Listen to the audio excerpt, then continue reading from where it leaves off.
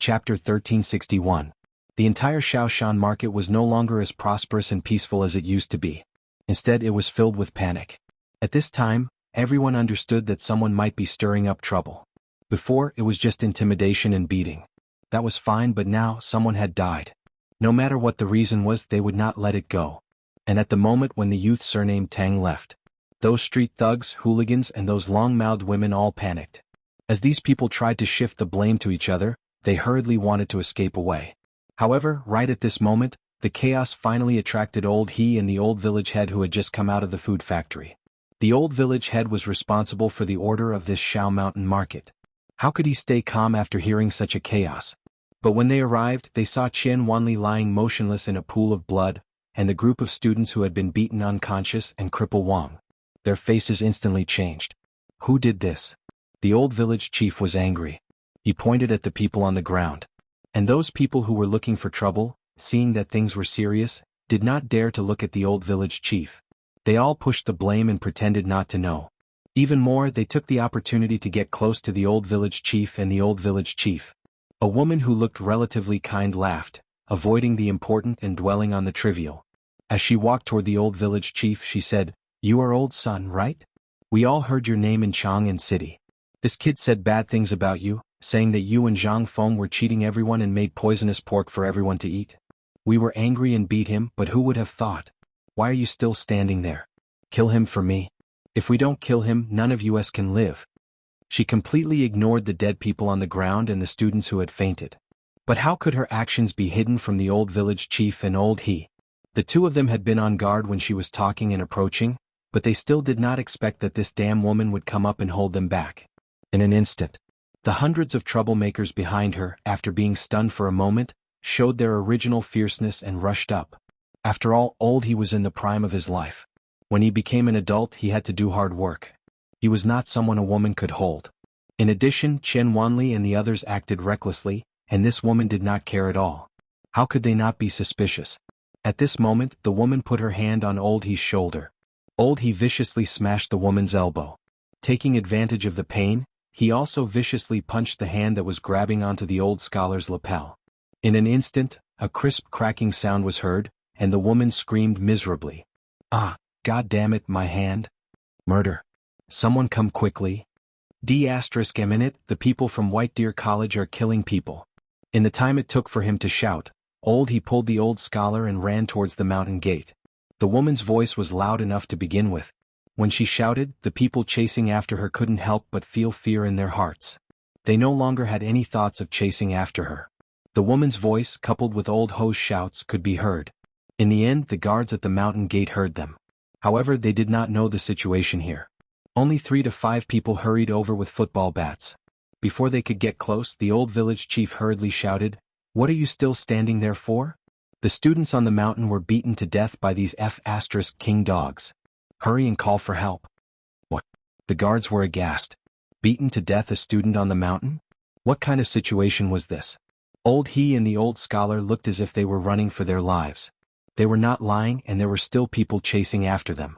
This time, regardless of whether the old village chief was telling the truth or not, these two were the people the dean trusted the most. How could they be careless? They all pulled out their baseball bats and rushed forward. The group of ruffians finally retreated. However, they still slowly hooted and carried the woman who was screaming miserably. They angrily surrounded them, wanting an explanation. The guards were also in a difficult position. They wanted to call for help, but they were blocked and could not leave.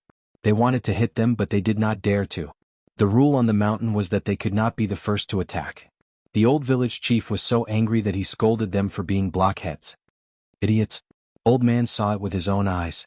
If not for old He's quick hands and feet, we would be in the same state as Chen Wanli. "Do you think you can see us?" The guards were stunned. Old He looked at the group of people who were surrounding them with a gloomy face, but were not as fierce as before. He said, "They killed Chen Wanli. You should know Cripple Wang, right? We don't know if Cripple Wang is dead or alive. Why don't you go and take a look?" Cripple Wang? Chen Wanli? Cripple Wang and the rest must be familiar with this place.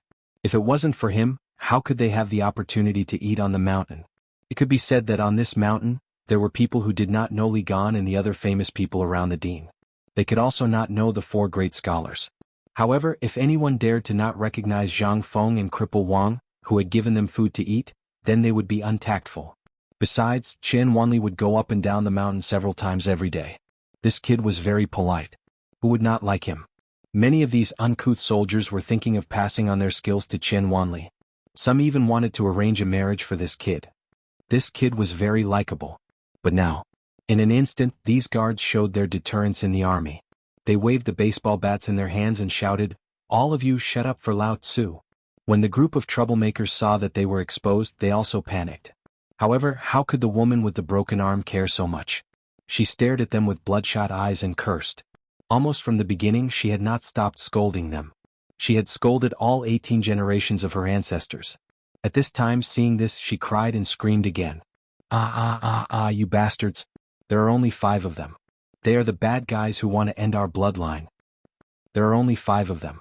Are you all scared? If you're a man, then fight for me. Didn't you see that they were the ones who started the fight?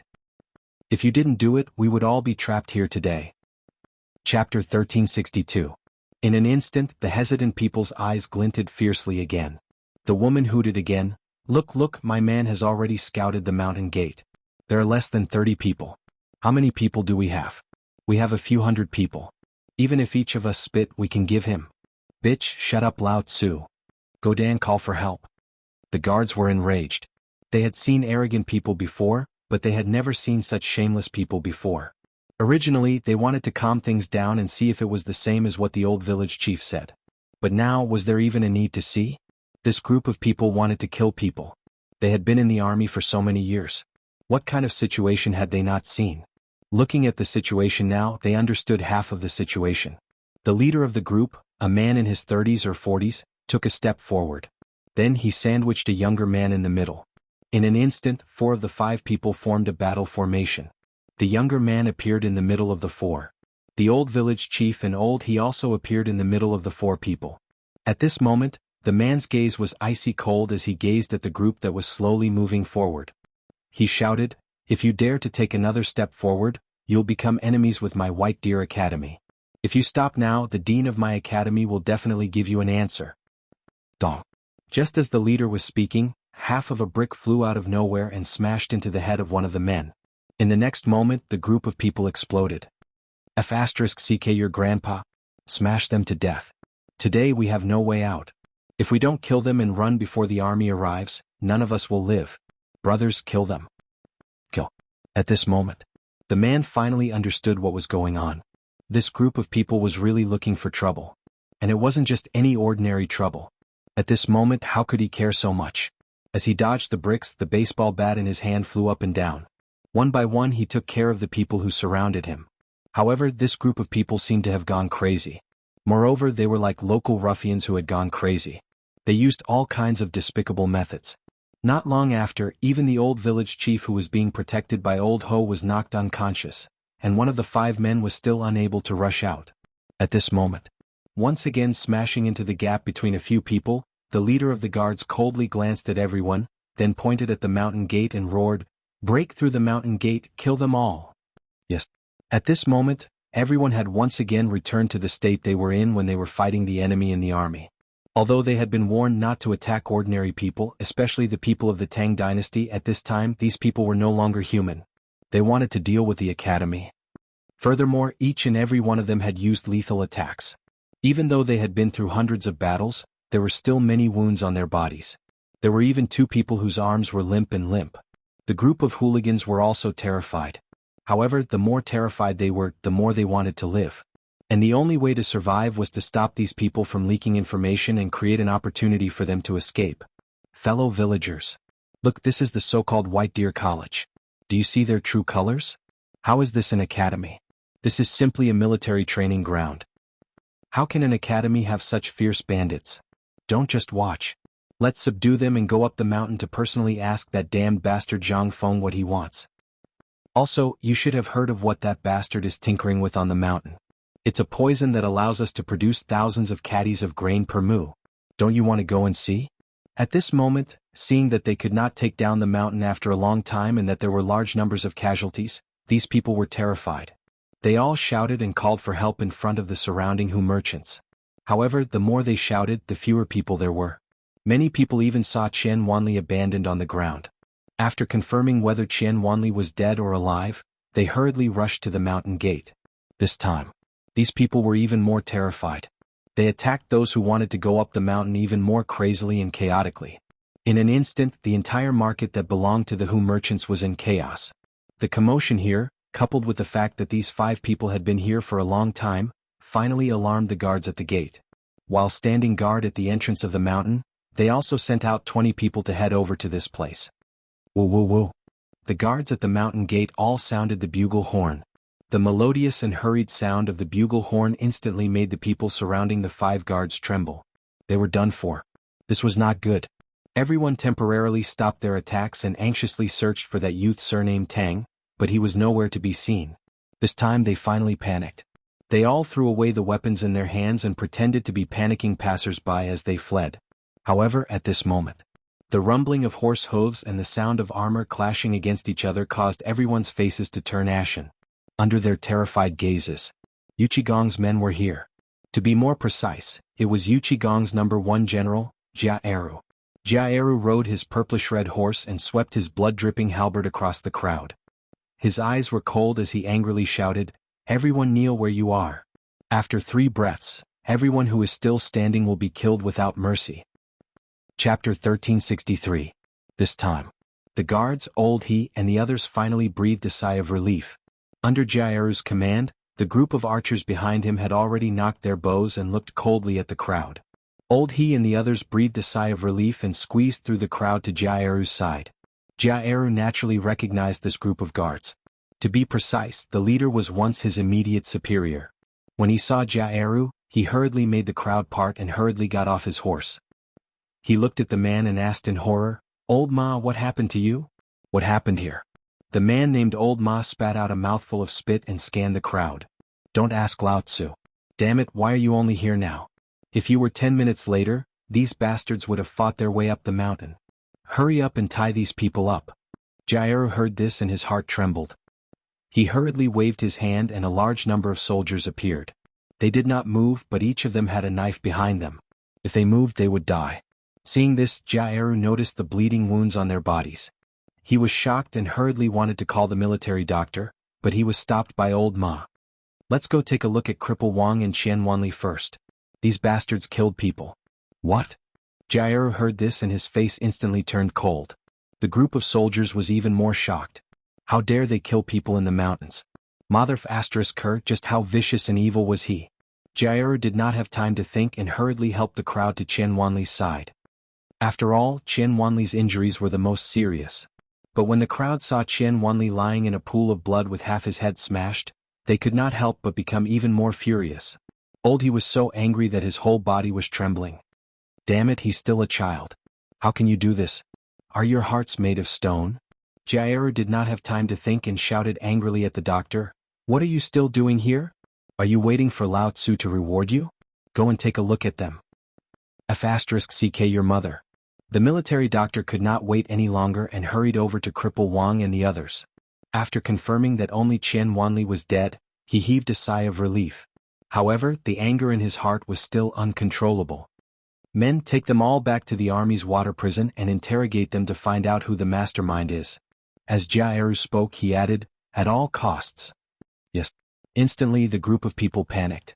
If it were the prison of the Chang and local government or the supreme judiciary, it would still be acceptable. But this was a military prison. What kind of place was that? That place had always been easy to enter but difficult to leave. Basically, once you went in, you could forget about coming out. That place had a complete set of methods to interrogate foreign spies.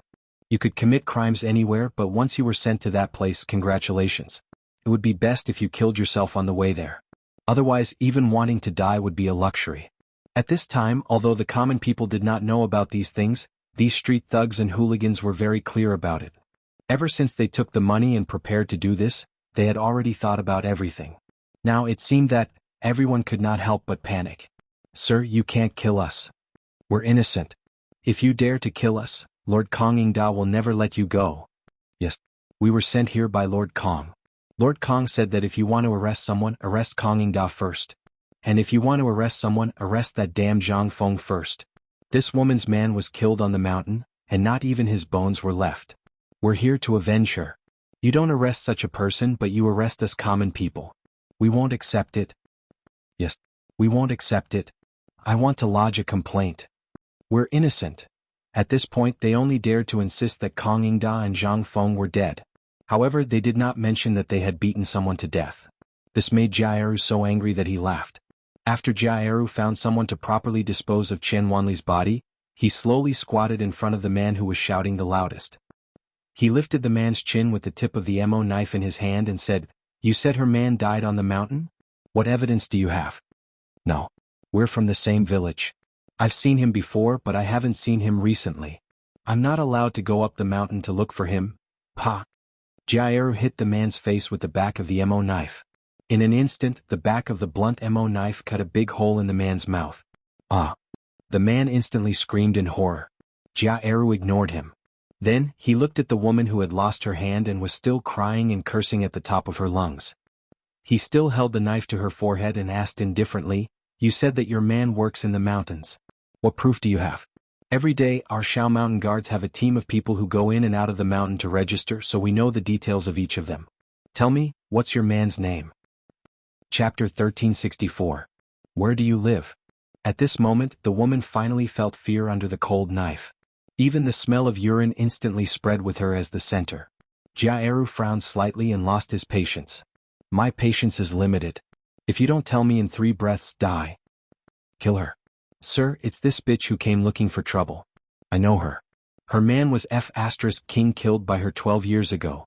How could she have another man?" In Chang'an City they are famous for being wicked women. Sir, if you go to Chang'an City and ask around, you will know that she brought people here today. If we dare to question her, we will be beaten by her and these people. Sir, if you don't kill her, God will not forgive you. Her name is Lu Wang Clan. She used to live in Guangfu Fang. In her early years she plotted with villains and killed her man. After that, she and the local ruffians in her room did some unspeakable things. You just need to go to the Chang'an local government and ask. At this time, the businessmen who were scared by their beatings came out one after another to denounce the crimes of these people. Even the barbarian businessmen came out. Jiaeru looked at all this and then looked at the old village head, Old He and Old Ma. He waved his hand and said, "Guards, aren't the people from the Chang'an local government patrolling the mountain? Where are they? Are they all dead today?" At this time the onlookers also realized this important thing. It seemed that they didn't see the patrolling officers today, and it was after these people appeared. Could it be, these patrolling officers were killed by them? Old Ma simply dressed the wound and stared at the woman coldly. Then he said, "Everyone go find the patrolling officers quickly. Eru, go inform Nyo Weili of the Chang'an local government. If he doesn't want to die, ask him to come to the mountain immediately." Ahem. At this time, Cripple Wang slowly woke up, which instantly attracted everyone's attention. When Jiaeru saw Cripple Wang, he hurried forward. "Brother Wang, are you feeling better?" Cripple Wang ignored him and looked around. When he saw Chen Wanli wrapped in a straw mat, his eyes turned red. He grabbed Chen Wanli's collar and said, "Eru, back in the army, Lao Tzu and the others sacrificed more than 10 lives to save you. I've never asked you for anything, but if you don't kill these bastards today, Lao Tzu will chop you up." "Brother Wang." Jiaeru choked. He nodded heavily. "Don't worry. The general knows about this. Everything is under our control." Hearing this, Cripple Wang sighed and stopped talking. Instead he asked, "Wanli is the most important person to the dean. Moreover, you know the dean's temper. Do as you see fit. If you don't do it well, even if the dean kills you now, no one will say a word, including the general." Jiaeru naturally knew the importance of this matter. There was no need for him to say it. Who in the army did not know about the incident that Zhang Feng had chased them out? Although Zhang Feng had only been to the army twice, his title of army god had always been etched in the hearts of all the soldiers. Jiaeru's eyes were red as he growled, "You can rest at ease and recuperate. These bastards, if I don't pull out their tendons and skin them alive today, I won't believe in Jia." Found them. At this time, a group of armored soldiers hurried over. Following behind the soldiers were 13 people in tamed clothes who were carried over by others. But at this time this group of people was already tied up. Jiaeru jumped off the rope of a yamen runner and pointed his knife at the woman. "Do you know this person?" "Yes." This bastard, even if he turns into ashes, Lao Tzu will still recognize him. Hearing this, the woman's face instantly turned pale. The rest of the women's faces were even paler. There was a saying that one would rather offend the soldiers than the yamen runners. There was nothing else. These soldiers did not come in and out of Chang and city often, but this group of yamen runners patrolled Chang and city every day. If they held a grudge against them, they would not have a good life. Today, because they wanted to cause trouble, the first thing they did was to control these yamen runners. They could not let this group of people see their faces. Otherwise they would definitely die. But they did not dare to kill. If they caused trouble, they would at most be imprisoned for a few days. If they fought, they would at most be beaten with a plank and then locked up for half a year. Then they would be fine. At that time they could control it, but they were afraid of killing. But who would have thought that Qian Wanli's incident would happen? In the end, things became more and more out of control. They had no choice but to kill to solve the problem. But in the end, they were still a step too late. At this time, the yamen runners identified them one by one. Basically, not a single one of them was left out. Chapter 1365. At other times, these bailiffs might turn a blind eye to it. At that time, they might even be able to get some benefits. After all, they had to see each other frequently. But at this time, no one dared to do that. Where was this place? This was Zhang Feng's territory. Moreover, they got a lot of benefits in daily life. Especially after the county magistrate Niu Weili cooperated with Zhang Feng in the basketball business. All the people in the county government made a fortune. They dared not mess around in this place. Otherwise they might lose their jobs. In addition, these bastards dared to play big and even killed people. They even injured the group of soldiers. What was this? This was clearly something that only bandits and bandits could do. How could they be biased? Even if they were given 100 hets, they would not dare to do that. This bastard is Yi Dianshuan, who lives near the Xuanyi sect. Last year he stole from a brothel and was beaten half to death. In the end, he mortgaged his thatched shed and was locked in the government for half a year. This one is Zhuji, this one is... Under the identification of the runners one by one, Jia Eru also got a hemp rope for each of them. He tied the rope with the horse king's thorn on it. If they did not struggle, it would be better. Once they struggled, the thorns, which were half a finger long and had barbs, would pierce into their flesh and make them beg for death. However, even with that being the case, they were still busy for over 2 hours. Almost all the students had woken up. But at this moment, along with the sound of quarreling, a large number of people came to the entrance of the market on Shao Mountain. The leaders were the Tang family, the Mi family, and the others. What are you doing? Are you rebelling? As soon as the leaders of these families arrived, they immediately put their hands on their hips and pointed at the noses of Jia Eru and the others and scolded them. Son of a bitch, who gave you the right? This is the market. Do you think you are qualified to make trouble here? F***CKU, you army ruffians. Let's see if old man doesn't go to the Supreme Court tomorrow to sue you for murdering students on the street and robbing goods. Do you still have the law in your eyes? Come on, untie these people quickly. Yes. Master, we are innocent. We are innocent. These damned bastards suddenly rushed out of the barracks. We were just buying and selling things when these damned bastards helped us without any explanation. Furthermore, look at that. That student was beaten to death just to speak up for us. Master, you have to uphold justice for us. At this moment, the woman and the others seemed to have found their backbone and started shouting. As for the Tang family, the Mi family, and the others, they brought their hired thugs to confront Jia Eru and the others. Jia Eru was in a difficult position. However, he still blocked the front. He waved his Mo sword and shouted, "Whoever dares to take another step forward dies." At this moment, the young master of the Tang family waved his fan, slowly walked forward and said indifferently, "Brat, who do you think you are? Do you think you're worthy of blocking our way? Who do you think you are? How dare you cause trouble in the academy?" At this moment, old Ma took the Mo saber from Jia Eru's hand and slowly looked straight into the eyes of the Tang clan's young master. "Who do you think you are? Why are you interfering in the affairs of the academy?" "Ha." The Tang clan's young master sneered. "Who do I think I am? Ah, how dare you?" Young Master Tang is the son-in-law of the current Chamberlain of Dependencies, Lord Zhou. He is also a supervisor of the Chamberlain of Dependencies, a 5th-rank official. "Who do you think you are? How dare you speak to Lord Tang like this?" "Kneel." The group of ruffians around the Tang clan's young master looked as if they had seen their saviors. They surrounded him and berated Jia Eru and old Ma, completely ignoring the disdain on the Tang clan's young master's face. At this moment, the Mi family, Gao family, and Bai family also stepped forward to berate them. Look at what you've done. Is there any law here? Although this place is indeed White Deer College's territory, this is still the territory of the Tang Dynasty. Furthermore, this is right under the Emperor's feet. Look at what you've done. This is knowingly breaking the law. That's right. Old Man and the others' families are all officials in the imperial court. When they see this, they can't just ignore it. Furthermore, there are rumors that some people on this mountain have come up with something that offends the heavens and reason. How can we just sit by and watch? Each of these people was more eloquent than the other. Even old Ma, who had been on the battlefield for a long time, wanted to chop them up with a knife. At this moment, it had already become a three-sided battle. On one hand, the members of these aristocratic clans were criticizing Jia Eru and the others, accusing them of being rude and uncouth, and that they shouldn't treat the commoners in such a manner. On the other hand, the group of people that the aristocratic clans had found were even more arrogant at this moment, loudly berating Zhang Feng and the White Deer Institute. It was as if in their eyes, this mountain was as terrifying as Avicii. There was also another side that stood on the college's side. As soon as these people spoke, the people from the aristocratic families would step forward and ask about the phosphate fertilizer and the poison that could harm people's lives. They would also ask why they didn't hand it over. It was obvious that they wanted to force the people on the mountain to hand over the phosphate fertilizer to them. How could they not be able to see these things? Yu Qigong, who was standing on the second floor of the restaurant, wanted to rush down and kill them several times. This was 2F** King infuriating. Anyone who wasn't a fool could tell that someone was targeting Zhang Feng.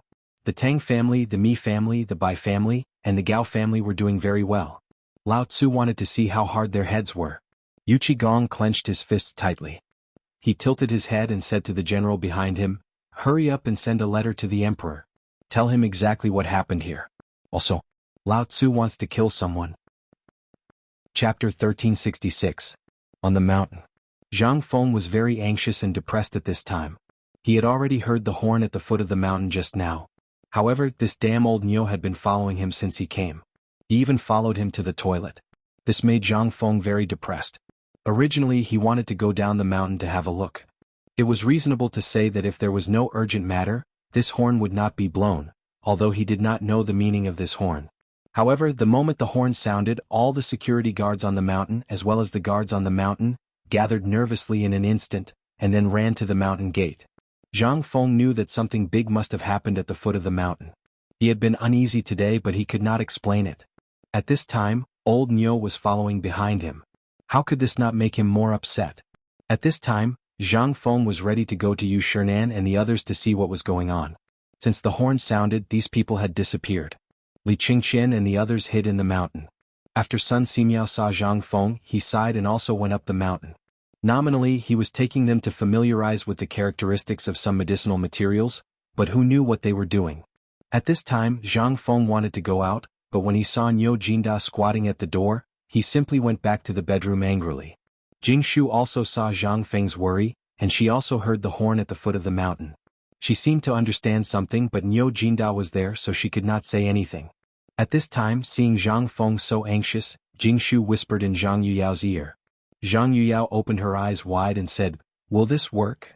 Sister Yuyao, trust me this time." Zhang Yuyao heard, looked at Zhang Feng, then bit her lips and went out. As soon as she went out, Zhang Yuyao looked at Niu Jinda and said, "Brother Niu." Alas, Niu Jinda was an uncouth man. He had always been fearful of women, especially the women of his brothers. When he saw that Zhang Yuyao was about to leave, he hurriedly opened the door and asked, "Younger sister Yuyao, where are you going?" Zhang Yuyao pursed her lips and said, "Young master originally wanted to go to the mountain to pick some herbs for young master Xiaoniu, but I don't know what's wrong with him today, so he simply gave me the prescription and asked me to find Dr. Sun and ask him to help pick some herbs. However, I don't know much about the situation in the mountain. Can I trouble big brother Niu to take me there?" This, if it was any other day, he could have just waved his hand and called a guard over. However, he couldn't do that now as all the guards had left. At this time he definitely couldn't go. Seeing Niu Jinda hesitate, Zhang Yuyao whispered, "Prince Zhang is asleep. If you don't believe me, why don't you go and take a look?" No. Niu Jinda waved his hands repeatedly. It was a good thing that Zhang Feng could fall asleep. He also wished that Zhang Feng could sleep until night time. Moreover, Niu Jinda didn't doubt Zhang Yuyao's words. After all, Zhang Feng must be asleep at this time every day. No matter what day it was, it would be unshakable. However, out of caution, although Niu Jinda said that he wouldn't look, he still went to take a look at Zhang Feng. Seeing that he was really sleeping soundly, he was relieved. Fine. Then I'll go with you. However, I'm only going with you. I'll come back when I deliver it. Niu Jinda had long wanted to go down the mountain to see how things were going. Unfortunately, he had a mission to complete. He couldn't go. However, at this time, Zhang Feng was asleep. If he went down the mountain to take a look, it should be fine, right? Moreover, if he didn't send Zhang Yuyao over now, it would inevitably arouse their suspicions. Moreover, Zhang Feng had never used any kind of medicine on Niu Jinhu's leg. This sudden use of medicine also made Niu Jinda unusually hesitant. He wanted to see what kind of medicine Zhang Feng was going to use. Thus, he simply found a mule and personally pulled it. He hurried in the direction Sun Simiao and the others went. After the two of them left for a cup of tea's time, Zhang Feng, who was sleeping soundly, suddenly opened his eyes. He looked at Jingshu and asked, "Gone? Gone. You're really my good wife." Zhang Feng excitedly spat on Jingshu's face. He hurriedly put on his boots and clothes and hurried out of the door. As soon as he went out, Zhang Feng searched for a while before he found Shiwa and Gao Ken in Sun Simiao's villa. He was surprised to see the two of them squatting in front of a medicine furnace. However, the furnace wasn't lit. This made Zhang Feng ask in surprise, "What are you doing?" One of the two was Zhang Feng. He hurriedly said, "Dr. Sun asked us to watch the medicine furnace. He said that we have to wait for him to soak it for 2 hours. Moreover, we can't let the things inside escape." Zhang Feng was confused. What was this? What medicine? Out of curiosity, Zhang Feng opened the medicine pot. However, he found that there were actually a few loaches jumping around in the medicine pot. At this moment, Zhang Feng suddenly thought of many things. He couldn't help but think of the abnormal state of these people at the foot of the mountain. He shouted, "Not good. Quickly come down the mountain with me." Something happened at the foot of the mountain. Chapter 1367. Zhang Feng wasn't a fool. Now that he saw such a situation, he would be a fool if he didn't know that something had happened at the foot of the mountain. Moreover, these people were all hiding it from him. Gao Kan and Shiva were also shocked when they saw the situation. At first, they also felt that there was a problem. Those guards and security guards, after hearing the strange sound of the horn, disappeared almost instantly.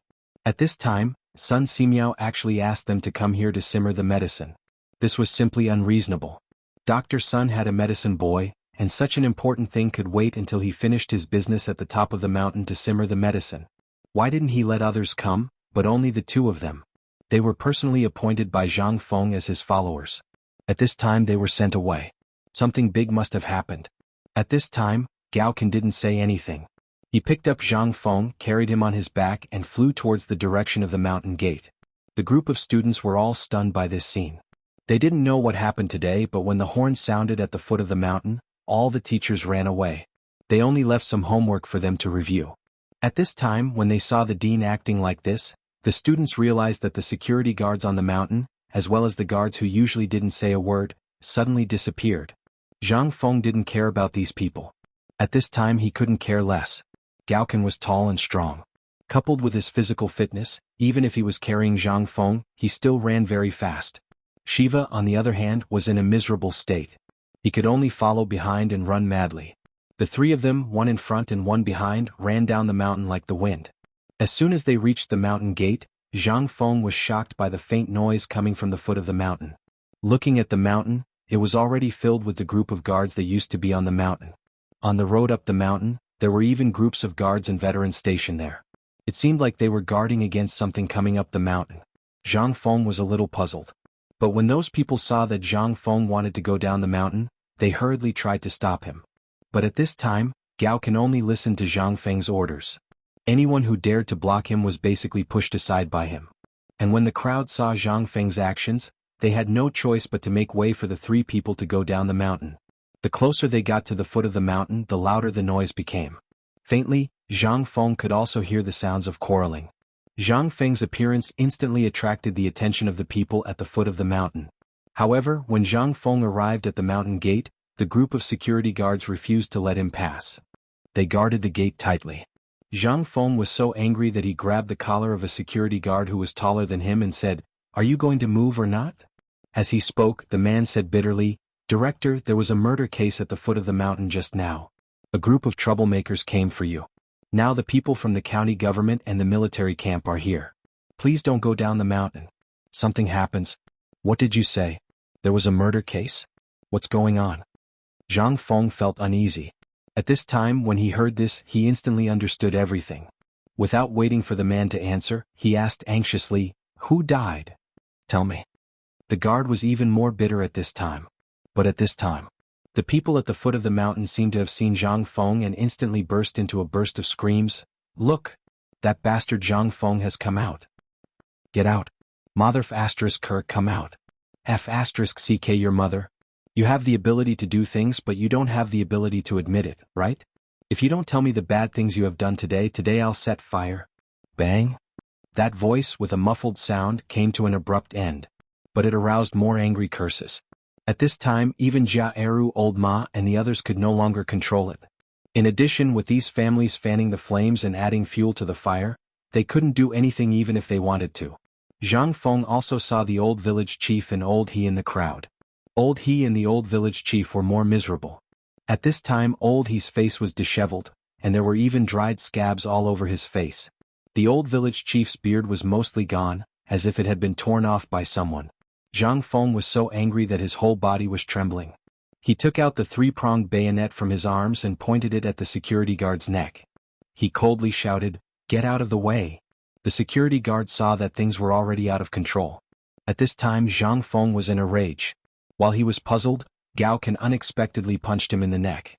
In an instant, his vision turned black and he fainted. Taking advantage of this gap, Gao Can carried Zhang Feng and jumped over the fence of the mountain gate. Old He and Old He also noticed Zhang Feng. When they saw the situation at the gate, they hurried to the mountain gate and surrounded Zhang Feng behind them, telling him not to come forward. Jia Eru and the others instantly gave up the confrontation in front of them and hurried to Zhang Feng to form a battle formation in front of him. At this time, the bows in their hands were already on the string again. Zhang Feng didn't care about these. Looking at Old He and the old village chief, he hurriedly asked, "What's going on? Who died?" It would be better if he didn't ask. Once he asked, the old village chief sobbed and pointed to the fork in the road to the paper mill. "Feng Zi, this old man has let you down. I didn't take good care of Wanli." While speaking, the old village chief was ready to kneel down. Zhang Feng's face sank and hurriedly helped the old village chief up. His eyes instantly turned red and asked, "What happened to Wanli?" Wanli is sad. These bastards smashed half of his head." Buzz. Chapter 1368. Zhang Feng felt like his head was about to explode. Chen Wanli is dead? How could this be? He had just seen Chen Wanli last night. How could this be? How did he die? Zhang Feng looked as if he wanted to eat someone. When the Tang family and the others saw this, they smiled and looked at Zhang Feng, wanting to see what he was going to do. If Zhang Feng killed someone in a fit of anger, that would be even better. The group of ruffians was waiting for Zhang Feng. Seeing Zhang Feng like this, they clamored even louder. The woman with the broken arm was like a pig being slaughtered. She roared crazily and screamed miserably, but she did not dare to step forward. Everyone was afraid of death. No one was not afraid. Although they had already taken enough money and food, Zhang Feng's reputation was still there. Although they did not know what the poisonous thing Zhang Feng had created was, their intuition told them that it would be something good. Otherwise, Sun Simiao would not have done that. But in the face of hunger and money, they still chose to come here and cause trouble. And the most important thing was, those big clans had all said that they would take responsibility for this matter with Kongingda. Moreover, even if someone died at this time, it would be a mistake. Could it be that Zhang Feng wanted to kill someone in front of everyone? Moreover, these people from the big clans had said that even if Zhang Feng were to come up with something that could produce 1,000 caddies per mu of land, they would be the first ones to get it. This was their reward. This was something that everyone in this era knew. Every time something good came out, the big clans would be the first to use it. The common people could only look at it. Who would really be on their side? Their life and death depended on the breath of these people. At this time, seeing that the main character had come out, it was time for them to show off. How could they not shout even louder? Zhang Feng listened carefully to the two people's narration, and the Mitsubishi army knife in his hand clenched even tighter. "Let's go. Follow me to take a look at Wanli." As they spoke, Zhang Feng and Gao Can took a step forward. What could old Ma and Jiaeru say when they saw this? He had no choice but to be on guard while clearing the way. "Zhang Feng, that brat was killed by you. If you hadn't made that poison, how could he have died?" "Yes. That brat deserved to die. If not for..." Gao Ken shut him up. Zhang Feng didn't wait for that person to finish speaking. He pointed at the fiercest person and shouted. But before Gao Ken could say anything, a cold arrow pierced towards the person who had just spoken. The arrow flashed twice on that person's forehead, and that person instantly fell straight to the ground. The clamoring crowd instantly froze. Some people were terrified. One after another they retreated one after another. Although some people were terrified, they didn't want to retreat. They had no choice because they were involved in the beating and killing just now. If they retreated now, they wouldn't be able to escape when the time came to settle the score. At this time, looking at Zhang Feng's expression, it seemed that the dead brat was very important to Zhang Feng. The people of the Tang, Bai, Mi and Gao families were originally a little excited, but they also faintly realized that something was wrong. Originally, they were looking forward to Zhang Feng taking action. That way they would have something to use against Zhang Feng. But now it seemed that things were a little out of control. At this time their faces were a little uncertain. Zhang Feng didn't pay attention to these people. Instead, he directly squeezed through the crowd and came to the straw mat. At this time the blood was still flowing. Zhang Feng lifted the straw mat with trembling hands. The next moment, when he saw Qian Wanli's eyes that were still open and his right eye exploded, he couldn't hold back the anger in his chest. Old Ma. Here. Zhang Feng took out the bloodjade hairpin that sealed Lang Ju Su, then took out a token to enter the imperial city and handed it to Old Ma. Quickly go and find Niu Weili. Tell him to take this to the emperor and tell him that Lao Tzu is going to start a massacre today. Old Ma was stunned. He didn't know the origin of this bloodjade. But at this time, when he heard Zhang Feng's words, Old Ma hurriedly said, Dean, you can't. Zhang Feng's eyes were red. Can't what? Zhang Feng grabbed Old Ma's collar and pressed him in front of Qian Wanli's body. He shouted, Don't tell me he died for nothing? These damn bastards, how can they keep insulting us? Can't Lao Tzu say a word? If the one who died was your brother, what would you do? Go. I don't want to say it a second time. At this time the ruffians and the others were also panicking. They hurriedly looked back and saw that the people from the big families still didn't say anything. Instead they frowned and winked at them. Although they were afraid, there was no turning back now. Another strange voice came from the crowd. Oh, you want to kill someone? You're just a small viscount. Do you think you're worthy of the emperor's attention? Whoosh. The response was still an arrow. In an instant, the whole scene was silent. Only the person who was not completely dead was still struggling on the ground. Zhang Feng didn't want to talk nonsense anymore. He carried Qian Wanli and moved Qian Wanli's body to the statue at the entrance of the academy with old He and the others. He ordered, Guards, guard that place with your lives. Kill anyone who dares to touch his body. Chapter 1369. Zhang Feng, don't go too far. That kid was just a mistake. If you continue to kill like this, aren't you afraid of death?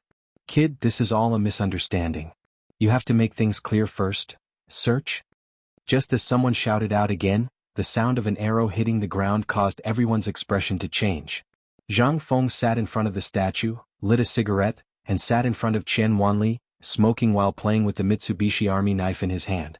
He did not look at the crowd, nor did he care about anyone. At this time, on the mountain, Yu Shernan and the others hurried down the mountain when they heard that Zhang Feng had gone down the mountain. After seeing Qian Wanli's body and the current situation, everyone's head buzzed in an instant. Stop. All of you stop, for old man, don't kill any more. Zhang Feng was very angry at this time. He did not like to find trouble, nor did he like to cause trouble. But these days, there were always people who wanted to find trouble for him, especially those invisible hands. He could not bear it. What's more, this group of bastards still wanted to force him. How could he not know what these people were doing? It was nothing more than wanting to get benefits from him. As for what benefits, was there a need to say? It was definitely the phosphate fertilizer that could increase production. He had not done anything yet, and this kind of thing had already happened. What would happen in the future? At this time, Yu Shernan and the others went down the mountain. In a flash, these hooligans found an outlet to vent their anger. Each and every one of them cursed Zhang Feng. Some were even about to throw stones at him, but Jia Eru personally picked up a bow in his hand and stopped them. Yu Shernan and the others also understood the cause and effect of the matter from Cripple Wang, as well as those angry people and merchants. For a moment, they were also very angry and did not know how to deal with this matter. At this time, seeing that the situation had reached a stalemate, the Tang family's people felt that the time was right. They hurried forward and said, Mr. Bo-Shi. Mr. Tang bowed elegantly and said, Mr. Bo-Shi, as you can see, we don't know the cause of the incident. No one really knows what is going on. But the incident of someone being poisoned on the mountain was seen by everyone in Chang'an City.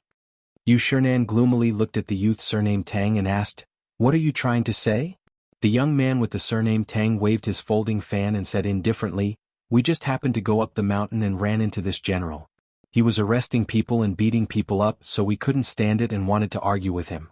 However, this general and this Prince Zhang seemed to be unreasonable. They killed people on sight. Look at the corpses on the ground, they were all alive just a moment ago. And look at that woman.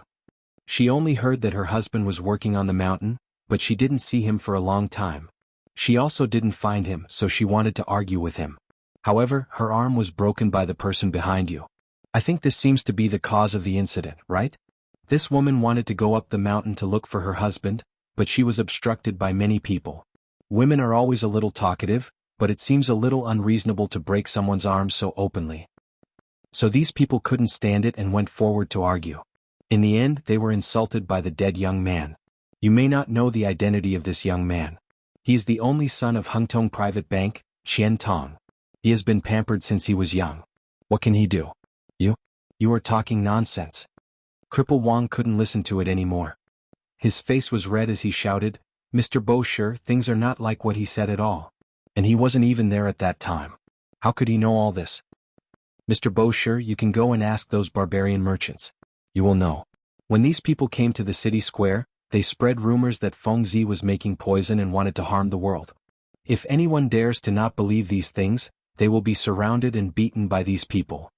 And there are patrolmen in official uniforms in the city square, but they were kidnapped by these people. You can go and ask them. Everything will be clear. These people are Chang'an's hooligans and scoundrels. You are talking nonsense. We are all honest and dutiful people. Today we came up the mountain to ask if we can go up the mountain to do some errands or to study. Who would have thought that we would be insulted by these people? Mr. Bosher, we are innocent." The scene fell into chaos again. Although Yu Shernan and the others were well educated, how could they be a match for these shrews and hooligans? In just a few words they were speechless. They were so angry that their bodies were trembling. At this moment, Zhang Feng slowly stood up and looked indifferently at the youth surnamed Tang and the others. "You are all sensible people. Stop pretending. I know why you are here. Tell me, what do you want?" Hearing this, everyone quieted down instantly. But in the next moment, this group of hooligans and shrews demanded an exorbitant price. "If you don't have 10,000 taels of gold today, I will report this to the emperor." "That's right. My brother was killed by them. This matter can't be forgotten. We want Zhang Feng to get out of Shao Mountain. This Shao Mountain belongs to us. How can we allow you to act rashly here?" Zhang Feng was still unmoved by this. He only looked at the youth surnamed Tang and the others. After the time it took to finish a meal, these people slowly stopped talking. Zhang Feng sneered and said, "I have a lot of money. I have more than 300,000 taels of gold. I also have a lot of food. Even if you want my academy, I can. Zhang Feng will give it to you. But before we talk about this, let's settle our accounts. You killed my brother first and disturbed the order of White Deer College. How do you want to settle this account? You beat people indiscriminately and wantonly framed me, Zhang Feng. How do you want to settle this? As long as you have evidence, I, Zhang Feng, will plead guilty." But Zhang Feng took a step forward and looked directly at the youth surnamed Tang and the others. "What do you want? Tell me, are you thinking about my phosphate fertilizer formula?" Chapter 1370. This time, the young master of the Tang family as well as the members of the Mi family, Bai family and Gao family were all shocked. Those who were already arguing also stopped abruptly. Wasn't this what they all wanted? However, the young man surnamed Tang was quite capable and naturally knew a little about these things. Therefore, when he heard Zhang Feng's words, he hesitated a little. Yu Shernan and the others' expressions also changed abruptly at this moment. They didn't know why Zhang Feng would say this at this time. They were about to dissuade him when Zhang Feng waved his hand and stopped them. At this time, Zhang Feng was completely in a rage. This was also the first time he was so angry in the Tang dynasty. However, even he didn't know why he was so calm at this time. He had to calm down. Although he had only known Qian Wanli for less than 3 months, Zhang Feng had seen him with the rarest talent in the art of merchants. In time, he would definitely become the most terrifying merchant in the entire Tang dynasty. Zhang Feng also intended to cultivate him. After all, although Zhang Feng had never seen Lao Li and the others' businesses, Zhang Feng could tell from the actions of Li Gan and Chen Timiu that their interests and hobbies didn't lie in the business at all. However, Lao Li and the others were his brothers. This made Zhang Feng think about the future. Qian Wanli was the best person to help Lao Li and help him spread his business all over the world in the future.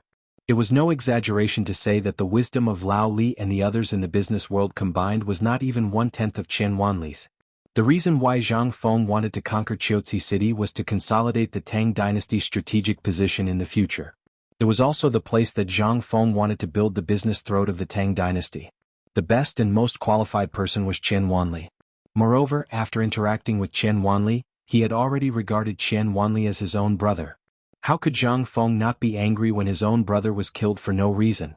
If this spread, how could Zhang Feng continue to live in the world? Where would Zhang Feng put his face? How would the world view him? Today's incident also sounded an alarm for Zhang Feng. The people he wanted to protect were only these people. If the one who died today was his brother, what would he do? If the one who died today was Li Qian, how could he face Lao Li? Today's events gave Zhang Feng an impulse to intimidate his brother. For the sake of his brother, for the sake of the responsibility in his heart, for the sake of calling him master, for the sake of being the dean, and for the sake of being a man. Therefore, Zhang Feng was extremely reluctant to use a method that he did not want to use. That was the token that Lao Li gave him previously. It was a pass to enter and exit the palace. Although he knew that Lao Li must have given it to him because the emperor wanted to see him, Zhang Feng was not prepared. Although he wanted to see the emperor, he was still very afraid. Moreover, this was not the best time to see the emperor, so Zhang Feng chose not to see him. However, it was different now. This involved several aristocratic families. In addition, he wanted to kill people today. It was impossible for this matter not to alarm the emperor. If he took the initiative, it would be fine. However, since these people dared to cause trouble today, they must have been prepared. At this moment, these people were probably kneeling in front of the emperor to impeach him, right? If that was the case, then why did Lao Tzu wait for your people to come? Lao Tzu personally sent you on your way. Therefore, Zhang Feng used the blood jade that old man Li gave him. In history, there were very few records of this blood jade. Moreover, the information was very incomplete. If Zhang Feng did not see the words wolf seal, Zhang Feng would not dare to believe that this Rui hairpin and long blood jade that was like a sharp sword was the Darkhan Dynasty's commander's seal. This was also what old man Li said when he gave it to him. As long as he held this item, no one in the world could touch him. This was also the reason why Zhang Feng had no choice but to use this today. After all, today he wanted to kill all these troublemakers to avenge his brothers. Zhang Feng was not a reckless man. However, in terms of emotions, Zhang Feng was very impulsive. After all, he was a transmigrator. The feeling of being a stranger in a foreign land made him feel very lonely. If he could not even protect his brothers and friends at this time, how could he talk about what to do in the future? It was better to disperse earlier. Far away in the distance, Li Qingqian, Niu Jinda, and the rest stood at the mountain gate. They looked straight at Zhang Feng. They seemed to be anticipating and worried. After all, none of them knew what Zhang Feng was doing. They did not know if Zhang Feng was really angry or if he really wanted to stop and keep the peace. However, at this moment, someone could not wait any longer. Li Qingqian suddenly said, "Niu Jijia, I order you to immediately give the order to capture these people. You must not let them make any demands." Chapter 1371. Cheng Chumo and the others, who had the most explosive tempers, couldn't wait any longer. At this moment they were eager to try. If Niu Jinda nodded, they would instantly rush out. But Niu Jinda actually couldn't wait any longer. After all, Zhang Feng was his family's savior. But it was also because of this that he was even more calm. Everything that Zhang Feng had done before, which one of them was methodical. Although Li Qingqian's words were very correct, as long as he exposed his identity or used other methods to stop Zhang Feng, today's matter would be temporarily resolved. But he knew that although this matter could be forcefully suppressed today, gossip was a fearful thing. Otherwise, old man Yuqi, who was hiding in the dark, would have already made his move. Why wait until now? Young Master Li, let's wait first. Feng Zi naturally has his own way of dealing with this. Niu Jinda finally said. Especially the three words, young Master Li. Li Qingqian's eyes were scarlet red as he stared at Zhang Feng, somewhat unable to control his emotions. Niu Jinda. This prince orders you to quickly kill these people for this prince. This prince will bear the consequences alone. Li Qingqian. Niu Jinda finally exploded. With a gloomy face, he shouted in a low voice, "Do you still remember what your father said? Without the emperor's decree, no one is allowed to expose their identity. Have you thought about the consequences if your identity is really exposed today? The emperor and the crown prince are personally cultivating their own forces in Mount E. If this were to spread, it would cause unrest in the entire imperial court. Have you thought about this? Moreover, the emperor should already know about the current situation. The emperor didn't send an order, which means that the emperor wants Fengzi to deal with it himself. Also, do you see the person lying there? Yesterday he was still one of you and also Fengzi's brother. Have you thought about what Fengzi would think if we were to interfere? While speaking, Niu Jinda kneeled on one knee and cupped his fist, solemnly saying, "Your Highness, please calm down." While speaking, Niu Jinda looked around. Wei Shuyu and the others all knelt down in shock. "Your Highness, please calm down." All of this was short-lived and everyone was talking in low voices. Coupled with the noise at this time, everyone was attracted by Zhang Feng, so no one noticed. But so what if they did notice? Li Chengqian was the son of the second master Lao Li that the emperor made up. He was also the second shopkeeper of the Li Chamber of Commerce. It was natural for them to kneel. Under normal circumstances, it wouldn't attract too much attention. At this moment, his chest was still heaving up and down. However, when he heard the word emperor, he slowly relaxed, but his eyes were still fixed on Zhang Feng. At this moment, after discussing with the other families, the young man surnamed Tang said with a fake smile, "Prince Zhang, President Zhang, we really don't know about today's matter and we don't know the cause. But we do know that the cause is whether the phosphate fertilizer is poisonous or not. As long as Prince Zhang can prove that it's not poisonous, then today's matter will be easy to deal with." Zhang Feng was so angry that he laughed. He faintly grinned, revealing his white teeth, and asked, "Then in your opinion what should I do? What if I don't agree?" The young man surnamed Tang spread out his hands and said, "If Prince Zhang doesn't take it out, then there's nothing we can do. Just now, we saw clearly that these soldiers as well as the people from the Prince Zhang Academy, killed people in public. According to the laws of the Tang Dynasty, those who kill should be killed. Even if Prince Zhang doesn't know about this, I'm afraid that Prince Zhang and his family will be banished to the frontier and will never be able to go back to the capital. If Prince Zhang really takes out the evidence, then we will definitely dissuade all of this and announce to the world that these are all rumors."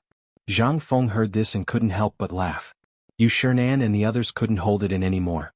They all denounced the young man surnamed Tang and the others. Jiaru even brandished his sword and was about to chop them down. But in the end they were all stopped by Zhang Feng. If Gao Can hadn't stopped them, the young man surnamed Tang might have been killed on the spot. The young man surnamed Tang and the others saw Zhang Feng's reaction and couldn't figure out what Zhang Feng was thinking. They hurriedly said, "Zhang Feng, you have to think it through clearly. Even though you're a viscount and the chancellor of White Deer Academy, you're still young in the end. Moreover, your position is too low. All of us are important officials in the court, so you have to think it through." Zhang Feng stopped laughing. Instead, his expression gradually turned cold. He stared coldly at the young man surnamed Tang and said indifferently, "Do you think you're worthy?" "You." The young man surnamed Tang's expression suddenly changed. He said in an extremely cold voice, "You refuse a toast only to be forced to drink a forfeit. Good, very good. We won't interfere in today's matter. And we will truthfully report everything you've done today to the emperor." Wait. Chapter 1372. At this moment, Shiva hurriedly squeezed forward. Zhang Feng was about to stop him, but Shiva winked at him to reassure him. Tang and the others were here for the phosphate fertilizer and other things. Now that someone had admitted defeat, and it was one of Zhang Feng's people, Zhang Feng did not stop him. He seemed to think that Zhang Feng had admitted defeat only because of his reputation. That was why he called for a scapegoat. However, Shiva's action shocked Yu Shernan and the others. They hurriedly scolded him, "Shiva, back off. Don't speak nonsense. Shiva, this is not the place for you to mess around. Let Fengzi handle everything. Back off." At this moment, Li Qingqian and the others also rushed over and hurriedly dissuaded him. "Fengzi, if it's inconvenient for you, let me do it." "That's right, back off. Watch me tear this little bastard to shreds." "Fengzi, let me do it." However, Zhang Feng waved his hand and said, "Let him do it." Shiva was the prince of Zhenla. Zhang Feng was not worried about his eloquence. As for Li Qingqian, he was stopped by Zhang Feng. What a joke. With Li Qingqian's temper, he was far from being a match for Tang. As for the others, forget it. If they said something wrong, they would immediately attack. This would only make things worse. As for Du Dabing, although he was eloquent and Zhang Feng had seen his mouth before, what kind of place was this? If he said something wrong, there would be a big mess. Zhang Feng didn't dare to let him come. As for Shiva's initiative to step forward at this moment and even gave him a reassuring look, Zhang Feng was a little surprised. He seemed to have just remembered that although this guy was a little silly, he did not seem to have shown his talent. Besides, how bad could it be? He was going to kill someone today. He did not care. When the young man with the surname Tang and the others heard Shiva's name, they looked at Shiva in astonishment and said, "I've long heard that the crown prince of Jinla went up the mountain to study. Could it be that you're the prince of Jinla?" Shiva laughed coldly, "That's me. However, today is not the time for you to make friends with me. If it was before today or if you didn't die today, this prince would have wanted to get to know you." Oh. Without waiting for Tang to finish his sentence, Shiva continued, "Today my teacher is a little angry because of what happened to my brother. Therefore, as his student, it is better for me to say some things. To put it bluntly, these people were all found by you. Your purpose is actually for the phosphate fertilizer, isn't it? You're lying. How can we associate ourselves with these vulgar servants? We are of noble status. How could we do such a despicable thing? You're just a little country prince. What qualifications do you have to judge us? Step down." The anger of the Tang family and the others did not make Shiva cower. Instead, he said firmly, "You found the wrong person to ask about what you want today. This phosphate fertilizer is actually produced by me. Why don't you ask me? As the crown prince of a country, I can guarantee that although this phosphate fertilizer was poisonous in the beginning, do you know what the masks on your mouths are for? Don't tell me you didn't use your pig brains to ask and think about it when you got this thing. This is something used to prevent poisoning when extracting the phosphate fertilizer. The reason it is extracted is to extract something useful from this poison." As he spoke, Shiva turned around to look at the group of troublemakers behind him and said, "Do you think you'll get the phosphate fertilizer you want by doing this today? You're thinking too much. I don't know what benefits you've obtained before today, but I can say that this money is the money you've earned by selling your lives. After today, regardless of whether my teacher and the imperial court do anything to you, the people who bought your lives will not let any of you off." "What?" everyone exclaimed in shock. Some people couldn't help but ponder slightly. The expressions of the youth surnamed Tang and the others suddenly changed. "Don't listen to his nonsense. We definitely didn't think that way." "Oh." Shiva smiled and said, "Are you admitting that you're the one who hired these people?" This time, the youth surnamed Tang finally realized that he had been tricked. He was so angry that his face turned pale. "Son of a bitch, who do you think you are? Do you think you're qualified to stir up trouble? Whether it's true or not, you're an outsider. You're not allowed to meddle in the affairs of the Tang Dynasty. In the morning court tomorrow, old man will definitely impeach you, Zhang Feng, for allowing outsiders to study the classics. Do you know that the laws of the Tang Dynasty clearly state that outsiders are not allowed to study the classics? Just you wait, old man." Zhang Feng smiled coldly. He glanced at Shiva and didn't make a sound. Yu Shernan and the others also looked at Shiva with some surprise. They really didn't notice this kid. They didn't expect him to be so meticulous. Shiva said unhurriedly, "Then I'll have to trouble you to inform the emperor. I've already received the emperor's approval before coming here. I'm not here as a student but as a servant. I'm now President Zhang Feng's servant." Chapter 1373. This play. It was out of Mr. Tang's expectations. He originally thought that he could use this matter to turn the tables, but he did not expect that he was allowed to come here by the emperor's permission. What's more, he was actually Zhang Feng's errand boy. This made things a little difficult for him. However, he immediately thought of a solution. "Are you deliberately trying to lure us into a trap? We're only here to deal with the phosphate fertilizer. We have no interest in your business." "That's right. Kid, since you said that you were in charge of refining the phosphate fertilizer, well, have you seen with your own eyes that this thing can really double the income of the Zhuang family? Why hasn't there been any record of this thing in any book since ancient times, or even in the unofficial history? Don't talk nonsense. If there is, doesn't that mean that Zhang Feng deliberately didn't take it out? He was waiting for this year's locust plague and food shortage to happen. All these things were done on purpose?" "That's right." Lao Tzu had long realized that something was wrong. How could his shabby little tavern have so much money? How could he stock up so much food before the disaster happened? This is clearly a conspiracy. As they spoke, the people from the other families were furious. They raised their arms and shouted, "Fellow villagers, did you see that? This person is so vicious. If he had such a thing, why didn't he take it out earlier? Why did he wait until now to take it out?" This means that this kid already knew about the locust plague and the food shortage. This is all part of this kid's conspiracy. He's trying to set us up. This time, everyone was in an uproar. Even the onlookers, as well as those who still believed in Zhang Feng and those hooligans, were a little confused. Why didn't they hear about this from the beginning? And why didn't Zhang Feng mention this before the food shortage started? Why did he have to wait until now? Most importantly, why did Zhang Feng stock up on food? No matter how they looked at it, it seemed to be intentional. This was a conspiracy. However, at this moment, the people of Tong Huifang and the Chang, and people who were beaten up by those people were furious. *T. Even if I told you earlier, would you believe that the food shortage is real? If Prince Zhang had told you earlier, would you have believed him? Idiots, fools, you're all just a bunch of ingrates. If it wasn't for Zhang Feng's life-saving food, I'm afraid all of you would have starved to death by now. How can I allow you to stay here? Look at this bunch of bastards. What did they do during the famine? They deliberately raised the price of food. Even if His Majesty ordered them to help the victims, what did they take out? It's rancid rice bran. You bastards, you've been tricked and you're still counting money for him? The battle lasted for 4 hours. It was only when Sun Simiao angrily stepped forward that they finally stopped. As for those large clans, when they saw Sun Simiao come out, they were even more enraged. After all, if Sun Simiao didn't show up, they could still do something. But now that Sun Simiao showed up, how could these hoodlums dare to act rashly? Elder Sun.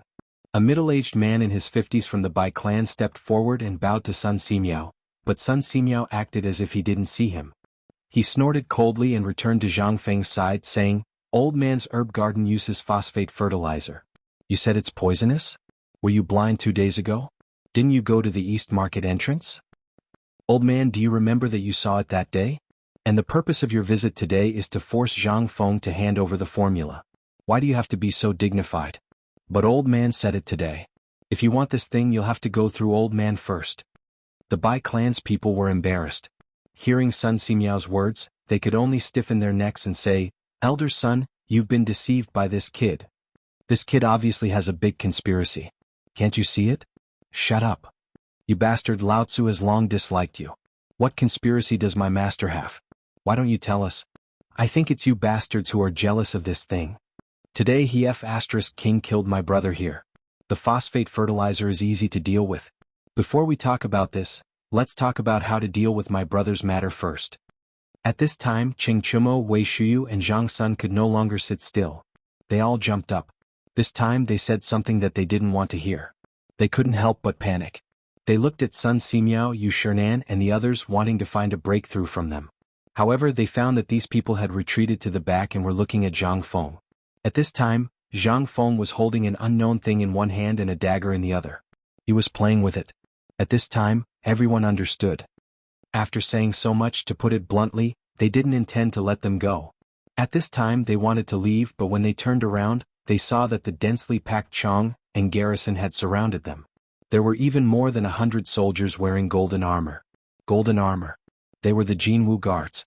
Could it be that the emperor, at this time? The Tang clan, Bai clan, Mi clan and Gao clan panicked. Zhang Feng. Everything today is a misunderstanding. What do you want? Young friend Zhang Feng, we have nothing to do with this today. We just happened to come up the mountain. We will go down the mountain now. How you want to deal with today's matter is your business. We will not say a word to anyone else. President Zhang, this is all a misunderstanding. We can't wait. Chapter 1374. What's going on? This time, the hooligans and shrews panicked. They didn't know what was going on. It looked like they were about to get what they wanted. What's going on? What are you guys doing at this critical juncture? At this time, there was no lack of people with sharp eyes. They saw the garrisons and the soldiers in golden armor in the distance. These people were really... It was hard not to attract attention. This time, the group of people panicked. Mother***, you bastards. Didn't you say it was Lord Kongingda who instructed you to do this? Didn't you say that as long as we spread rumors this time, you would take responsibility for anything? Mother***, why are you so scared now? Mother***, say something. Mother***, you just gave Lao Tzu 10 strings of cash and you want Lao Tzu's life. What? Didn't you say it was only 5 strings of cash? Why do you have so many? Mother***, you scammers. Zhang Feng looked at them coldly. Li Qingqian and the others were also cold and murderous. But Zhang Feng didn't say anything and no one dared to move. At this time the Gao family couldn't sit still anymore. They hurriedly tried to shirk responsibility. The farce finally came to an end amidst the sharp sound of the wind being torn apart. Whoosh! Poochie! When the voice rang out, everyone was horrified to see that a descendant of a large clan seemed to want to take advantage of the chaos to escape. However, he was shot to death by a distant golden-armored soldier with an indifferent expression. At this time they all changed into arrows and stared at them indifferently. In an instant, the fear of death made the crowd recognize the reality. This time, some hooligans finally recognized Li Qingqian and the others. Someone shouted in horror, Aren't they the 4 demon kings of Chang'an? They are really in this academy? What? They really are, oh my god. The news that the 4 great demon kings had gone to White Deer College had spread like wildfire in Chang'an City. However, most people had never seen the 4 great demon kings before, let alone know who they were. Furthermore, it was rumored that the 4 great demon kings couldn't stand the sight of hooligans. Once they saw them they would beat them to death. Furthermore, it was said that they would never pay for killing someone. This made them take a detour whenever they heard about the 4 great demon kings. How could they know them? Therefore, although they already knew about the rumors about the 4 great demon kings at White Deer College and secretly rejoiced, they had forgotten about it because the 4 great demon kings hadn't shown themselves for a long time. If these people hadn't mentioned it today, how could they have thought of it? Even if they managed to escape today, how would they dare to stay in Chang'an City? Involuntarily, the crowd began to tremble. Some of them could not even stand properly and directly knelt down. When Tang and the others saw this, they were scared out of their wits. Only then did they remember that Zhang Feng had given something to someone. It seemed that he had gone to the palace. Then they thought about how the Jinwu guards had acted so unscrupulously. Could it be, did the emperor give Zhang Feng the right to kill people? When he thought of this and the people who had tried to escape and were killed, Tang couldn't help but feel his legs and stomach cramps. He no longer had the arrogance he had at the beginning. Prince Zhang, Lord Zhang, President Zhang, Mr. Xian, everything that happened today was a misunderstanding. We didn't mean anything else, haha. Zhang Feng smiled coldly and slowly stood up. He looked at Tang and the others, then at the hooligans who were trembling in fear. Now you know how to admit defeat? No. I Zhang Feng won't accept it. You should be more firm. That's how a man should be. The members of the Tang, Bai, Mi and Gao families all wanted to cry. How could they be firm? They hurriedly came forward to apologize and beg for mercy. Mr. Xian, as the saying goes, no discord, no concord. Besides, we didn't mean anything else. We just wanted to know if the phosphate fertilizer was real or fake. Now that we know that the phosphate fertilizer can really increase the grain yield, we won't delay any longer. After all, we are all busy. That's right, President Zhang. Our Bai family has always believed in your character. By the way, our Bai family's children have been playing with the basketball you made. Moreover, we've been taking care of the business for everything you've produced. Little friend Zhang Feng, everything that happened today was caused by this kid from the Tang family. If you want to blame someone, blame him. He insisted that we come up the mountain to see if the phosphate fertilizer was real or fake. We saw Dr. Sun's yellow ginger with our own eyes 2 days ago. But this kid said that he wanted to take a look and pay you a visit. That's why we came. Yes. Today it was all instigated by this little bastard from the Tang family. If you want to blame someone, blame him. We are all innocent. Zhang Feng looked coldly at the clown-like crowd and smiled. Now you want to admit defeat? Chapter 1375. Where's your sense of shame? Weren't you all so arrogant just now? Weren't you going to beat people to death when they didn't agree with you? Why don't you fight now? Lao Tzu has been on the battlefield for decades, but I've never seen such shameless things like you. Where's your sense of shame? You dare to do it, but you don't dare to admit it? Cripple Wang's face was covered with blood and his face was distorted. He supported the old village chief as they limped into the crowd, as if they were looking for something. A moment later, Cripple Wang grabbed a local ruffian and said, Fengzi, this is the bastard who killed brother Qian Wanli. Bastard, he tied me up at that time. I watched him make a rope and put a weight on the rope. After he knocked Qian Wanli to the ground, he smashed him with the weight. And he and the others, it was these bastards who wanted to kill him. If old Ma and Jia Eru hadn't come in time, perhaps all the people at the mountain gate would have been killed by these bastards. What are you waiting for? Let's kill him now. Bastard. At this moment, Gao Can, who had been silently guarding behind Zhang Feng, roared and rushed forward with bloodshot eyes. Zhang Feng didn't stop him. he just looked at the young man with the surname Tang and said, "Gao can kill them one by one. Cut off their heads and send them to brother Qian Wanli." This time, the group of people panicked. "Tang, say something. Young Master Tang, save us. You said that if anything happens you'll take care of us." "Bastard Tang Lao Tzu will be a ghost?" Puchi. Their shouting didn't last long. Gao Kan's head was smashed with a few punches. After all, Gao Kan was born with great strength and he was angry at this time. Moreover, he was dull and didn't have many brothers who could talk to him, but this Qian Wanli really treated him as a brother. If it wasn't for Zhang Feng he would have killed them all. At this time when he heard Cripple Wang and the others describe Qian Wanli's death, he couldn't bear it anymore. Even if he killed him later he would have no regrets. But Zhang Feng still let him do it. This time he couldn't bear it anymore. Cheng Chumo and the others wanted to attack, but Niu Jinda, who was hiding behind the crowd, ordered them to hold on to them. If Gao Kan and the others wanted to kill someone, so be it. However, if the few of them dared to go up and kill someone, and if they were to be exposed to the court, it would lead to a great disaster. This time, although it seemed that these big clans were stirring up trouble, don't forget that there was a pair of invisible big hands behind all of this. At this time, Zhang Feng didn't make a move. It seemed that he was thinking about whether he could find a clue of the big hands, and let these people fight each other. Otherwise, why would Zhang Feng wait until now? At this time, those people might be watching all of this from here. In fact, Zhang Feng did have such thoughts. After all, why would these people coincidentally want to kill Qian Wanli? Zhang Feng didn't believe that it was a manslaughter. After all, with the lesson of the past, Zhang Feng had been on guard and tracking down the person behind the scenes. But at this time, such an idiotic thing happened. It was hard for Zhang Feng not to think about it. At this time, under the old village chief's accusation, Gao Kan kept killing people, using the same method as Qian Wanli to kill them. Zhang Feng was also carefully watching the eyes of the young man surnamed Tang and the people of these big clans. He didn't let go of anyone within sight. But Zhang Feng's actions seemed to make the young man surnamed Tang panic. He hurriedly said, "Prince Zhang, Mr. Hsien, these things really weren't done by me." Those people who were already scared out of their wits had already collapsed when they saw Gao Kan's terrifying killing methods and the pungent smell of blood. When they heard the young man surnamed Tang say so, they instantly screamed, "Tang, don't talk nonsense. Everything we did was instructed by you. When they were killing people you were watching from the second floor of the inn. You deliberately told us to quickly kill the guards at the mountain gate and rush up the mountain. Now you don't have any guts, do you? You don't want to admit it, do you?" At this time, Gao Kan's fist was still dripping blood. When he lifted the long-tongued woman with a broken arm from the ground, the woman collapsed and screamed. Zhang Feng's interest was piqued.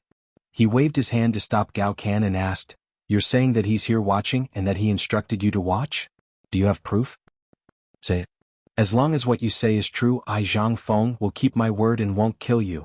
When the young man surnamed Tang heard this, his face instantly changed. "Bitch. Shows nonsense, when did this young master instruct?" "Noisy." Zhang Feng glanced at the young man surnamed Tang and then looked coldly at the woman again. The woman was already trembling all over. How could she bear it at this time? She hurriedly said everything she knew. There were even many people who testified. Zhang Feng couldn't help but be interested. "Old Ma, go and find the owner of the inn. Now find everyone." The young man surnamed Tang panicked. He hurriedly said, "Prince Zhang, let's talk things out. I'm an official of the imperial court. No matter how big a crime I committed, I'll be interrogated by the Ministry of Justice and then handed over to Marble. You." Zhang Feng waved his hand and interrupted him. He sighed and said, "It's too late." Chapter 1376. If you hadn't killed anyone in the beginning, I, Zhang Feng, would have handed you over to Marble for investigation. However, you killed my brother and kept spouting nonsense. Do you think you can leave this place today? If you don't give me an explanation, how can I, Zhang Feng, give Qian Wanli's parents an explanation? How can I give an explanation to anyone who wants to study at White Deer College? How can I give an explanation to myself? This time, everyone was aghast. The youth surnamed Tang's heart was like dead ashes. His eyes were filled with malevolence as he said, "Zhang Feng, don't be ungrateful. My father-in-law is a third-rank official of the Chamberlain of Dependencies. I'm a fifth-rank supervisor of the Chamberlain of Dependencies. Who do you think you are? What right do you have to convict me? The old man might convict you." At this moment, Li Xiaogong rode his horse slowly into the area with a frosty expression. Wherever he passed, a group of imperial guards would clear the path. When they saw Li Xiaogong arrive, Yu Shernan and the others finally breathed a sigh of relief. They weren't afraid that something would go wrong here today. What a joke. With Niu Jinda and Yu Qigong here, the Chang and military camp activated, and more than 1,000 imperial guards on the mountain, how could anything go wrong? What they were afraid of was that Zhang Feng would go on a killing spree. This was something they didn't want to see. Li Xiaogong's appearance undoubtedly gave the youth surnamed Tang and the others a glimmer of hope. Although Li Xiaogong had always been very strict, he also liked to do things according to the rules. At least nothing would happen here today. As long as they entered the Supreme Court, everything could be done. Zhang Feng nodded slightly at Li Xiaogong.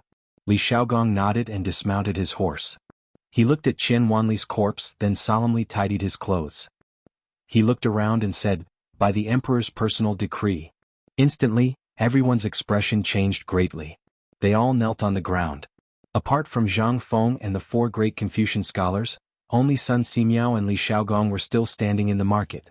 After everyone knelt down, Li Xiaogong said, "Shao Mountain was originally the fief that I gave to Zhang Feng. Besides, he made trouble at the academy. According to the laws of the Tang Dynasty, there is a law of killing first and reporting later. I'm very angry about what happened today. Please pardon him." While speaking, Li Xiaogong sighed. He looked at Zhang Feng and said, "Pardon Zhang Feng to investigate this matter thoroughly. Autumn planting is the foundation of the country, and no one is allowed to sway it. Today, Zhang Feng has developed such a divine object for the Tang Dynasty, but someone wants to disregard the Tang Dynasty and take it for himself. This is a matter that angers both men and gods. I am extremely angry and wish I could kill him with my own hands. Today, I pardon Zhang Feng's right of life and death until the truth is found out and justice is served to the deceased. In addition, I am very sad that the deceased was a student of the academy. Today, I confer Qian Wanli the title of County Baron, which is hereditary." That's it. This time, everyone was in an uproar. It should be noted that the emperor had never advocated a massacre. The emperor should know how many people were involved in today's incident.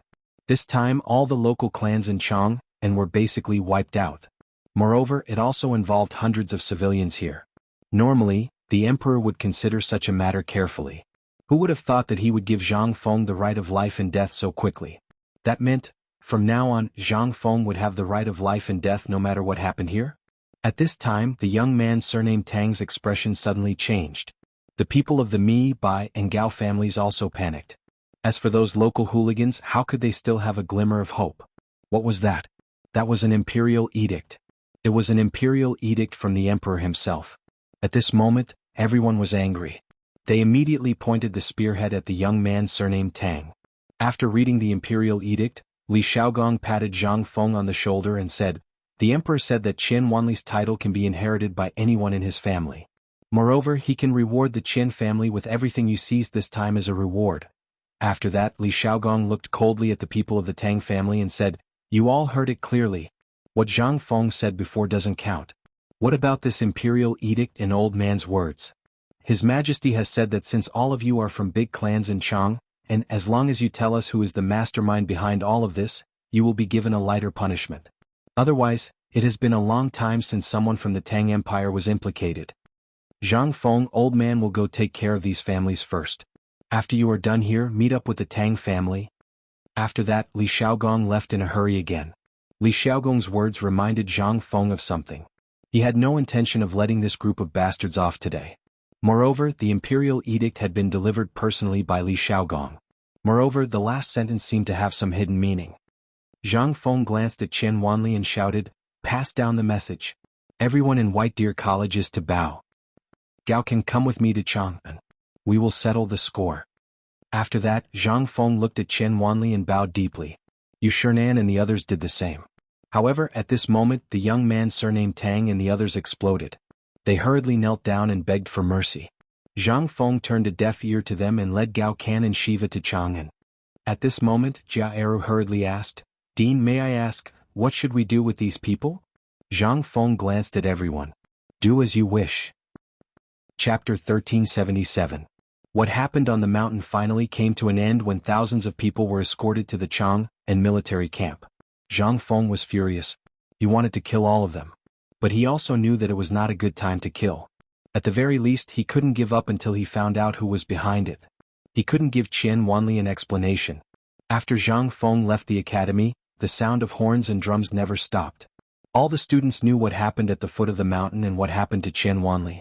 Everyone in the academy was furious. All the students wanted to chop those people into pieces.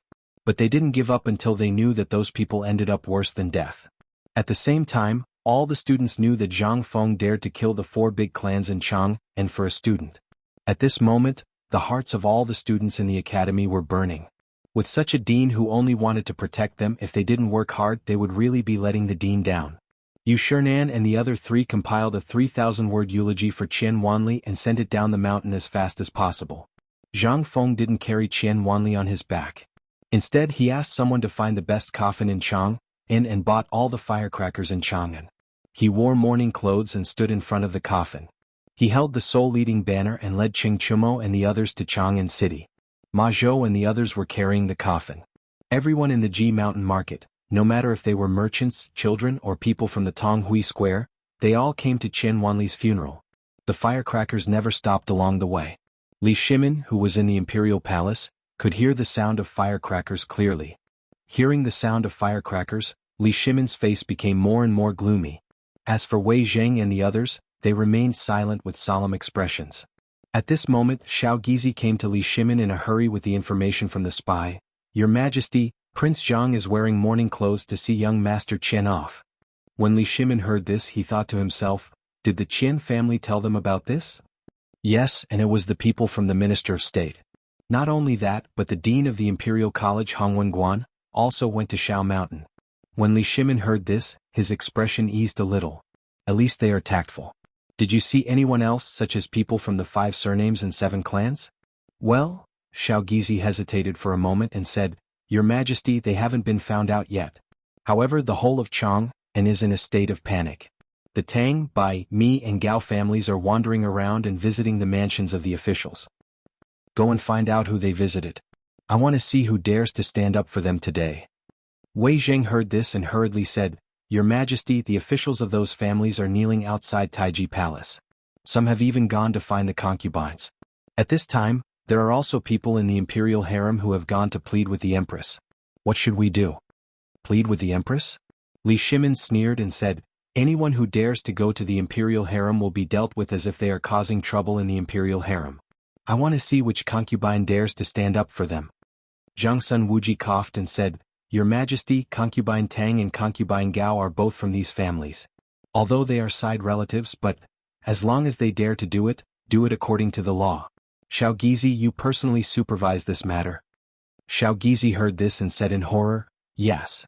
Was the emperor going to take this opportunity to clean up the imperial harem?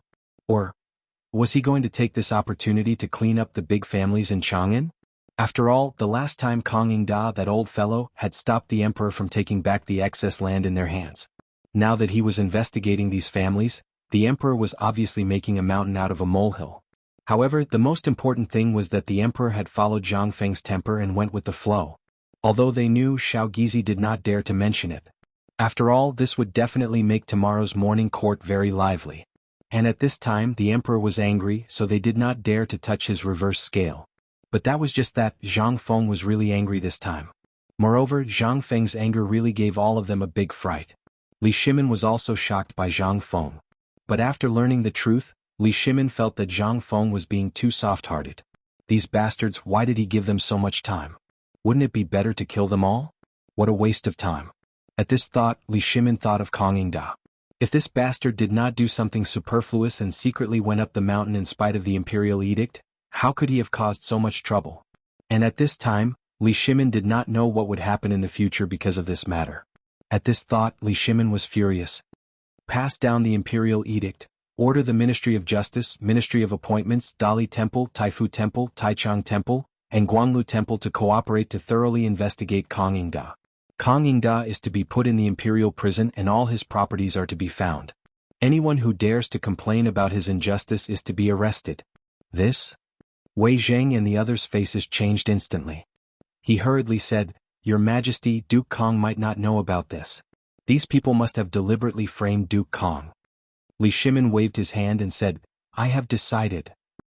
Chapter 1378. Wei Zheng and the others still wanted to say something. But when they saw the emperor acting like this, they could only sigh secretly.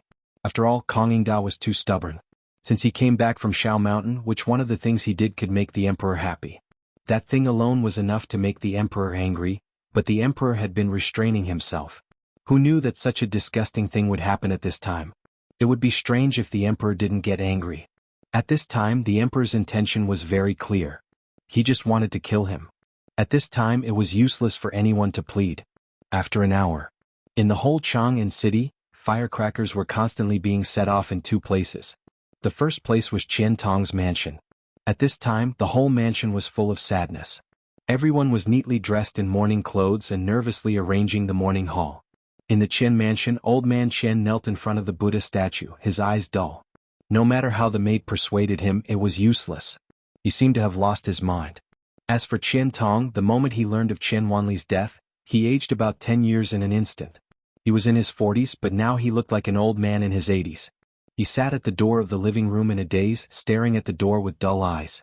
At the gate of Chang'an City, a long funeral procession slowly appeared.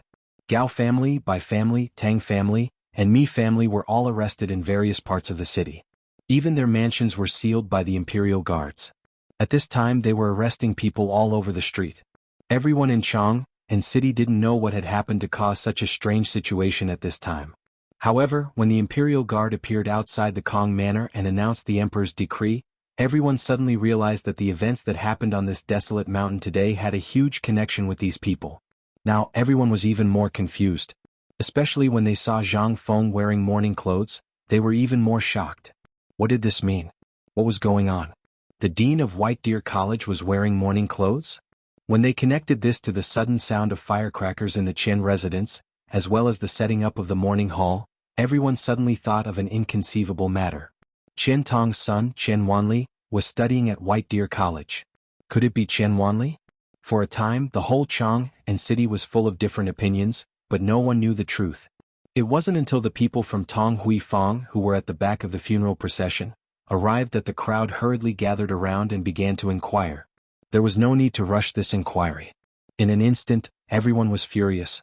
The Tang family, Mi family, and Bai family had actually instigated a group of hooligans and gossipy women to cause trouble at White Deer College. They wanted to force Dean Zhangfeng to give them something that could increase the food supply. However, this group of B***stards and hooligans had committed all kinds of crimes. They would beat people up if they didn't get along with them. When Qian Wanli saw this, they had evil intentions and killed him. Moreover, it was said that he died very miserably. He was smashed to death with a weight. How could this be? Was there any King law here? The most despicable thing was that after they killed him, they wanted to kill the guards while he was unprepared. They wanted to take advantage of the chaos to go up the mountain. If they were allowed to go up the mountain, the consequences, it wouldn't be solved by just one death. At this moment, Dean Zhangfeng would probably... The most important thing was, all of this was instigated by the Tang family, Gao family, Mi family, and Bai family. Moreover, they were stirring up trouble in Kongingda's name. In an instant, everyone was furious. They were furious. During this period of time, Zhang Feng's reputation in Chang'an City had been very good. Moreover, he was kind and never fussed over every ounce. Moreover, he was generous with his money. Whether it was the meat that they couldn't afford or the fine salt, which one of them wasn't made by Zhang Feng. What the what were these people thinking? Everyone followed the funeral procession or picked up their tools and walked towards the residences of the Bai family, Mi family, Tang family, and Gao family. They were often cheated by these people. Now was the best time for them to take revenge. Moreover, some people hurriedly picked up their hoes and ran towards the Kong family's residence. If it wasn't for that B***starred Kongingda, would such a thing have happened at White Deer College? Needless to say, their chances of doing small business in Shaoshan Market Square were even slimmer. However, this made them even more excited. If that was the case, it meant that the phosphate fertilizer that Zhang Feng made was real. The thing that could double the harvest of grain was real. This was what they were most concerned about. At this moment, the entire Chang'an City was in a mess. Niu Weili rolled up his sleeves and stood on the street, fuming with anger. When he saw the people of these families as well as those hooligans and gossipy women, he invited them all into the Chang'an local government for tea. At this moment, the Kong family's residence was the quietest. Kongingda sat alone at the entrance of the mansion, allowing the people to curse and scold him. He did not fight back nor did he talk back. At this moment, his body was covered in stinky poop, and rotten eggs and vegetables were all over his body. However, he still sat there in a daze. He seemed to be waiting for something. After a while, the clamorous sound of horse hooves gradually quieted down the gate of the Kong family's residence. A middle-aged man in the uniform of the provincial secretary got off the horse, glanced at Kong Ingda with some disgust, and then directly announced the imperial edict. The imperial edict is here. In an instant, everyone in the Kong family's residence came out of the gate and knelt neatly in front of the middle-aged man. However, Kong Ingda still didn't move. Seeing this, the officials of the provincial secretary were furious. According to the edict of the emperor, Kong Ingda disregarded the emperor's grace and secretly sneaked to Shao Mountain, leaked secrets and spread bad information which caused today's turmoil in Shao Mountain.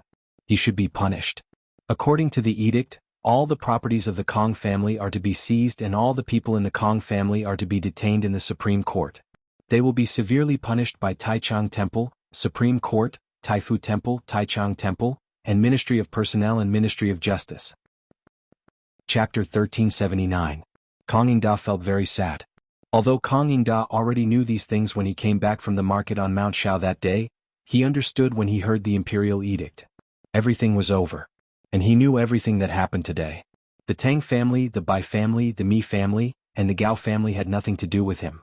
But Kong Ingda made a big mistake, that was, he said all the things he shouldn't say. At that time he didn't think much about it. But after knowing what happened on the mountain today, Kong Ingda instantly understood everything. These people just wanted him to die. They used his name to make trouble on Mount Shao, and it was such a thing. Even if he didn't do it, who would believe it? Even the emperor wouldn't believe it, right? At this time, looking at the imperial guards entering his mansion and hearing the crying of his family members behind him, Kong Ingda roared angrily, "Don't cry. If anyone cries, the old man will personally send him to hell. Lord Kong, this way please?" At this time, a prisoner carriage made of red sandalwood slowly came to a stop in front of Kong Ingda. Behind these two prisoner carriages were two massive hemp ropes that were as thick as a baby's arm, covered in blood. They were currently being slowly unraveled by a dozen or so imperial guards. Meanwhile, the servants and family members of the Kong family were all terrified. Kong Ingda looked at the imperial guards beside him and then looked at the miserable scene behind him. He looked up to the sky and sighed, "Thousands of miles of sorrowful autumn will chill people's hearts." So, the imperial guard said coldly, "Kong Ingda, don't talk nonsense again. If you dare to talk nonsense again, I don't mind sealing your mouth. Do you know that it's because of you that Chong and city is in chaos today? If it weren't for you, how could the emperor be so angry? You still think it's cold? If you had stayed at home and didn't run around, would this have happened? Okay, stop talking.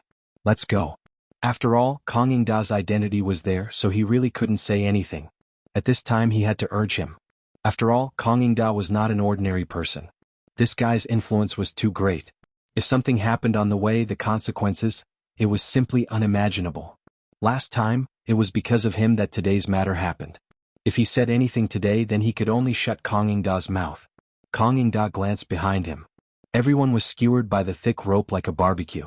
How could this not make Kong Ingda sad? Back then, his doorstep was as crowded as a marketplace.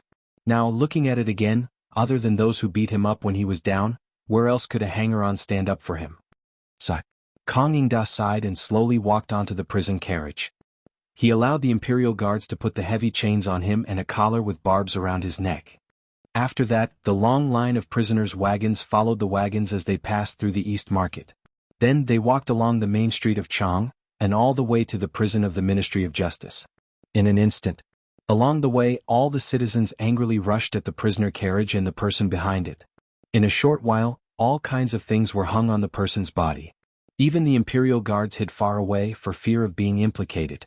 However, when the prisoner carriage reached the main street, Fang Xianling and Wei Jing appeared in front of the prisoner carriage.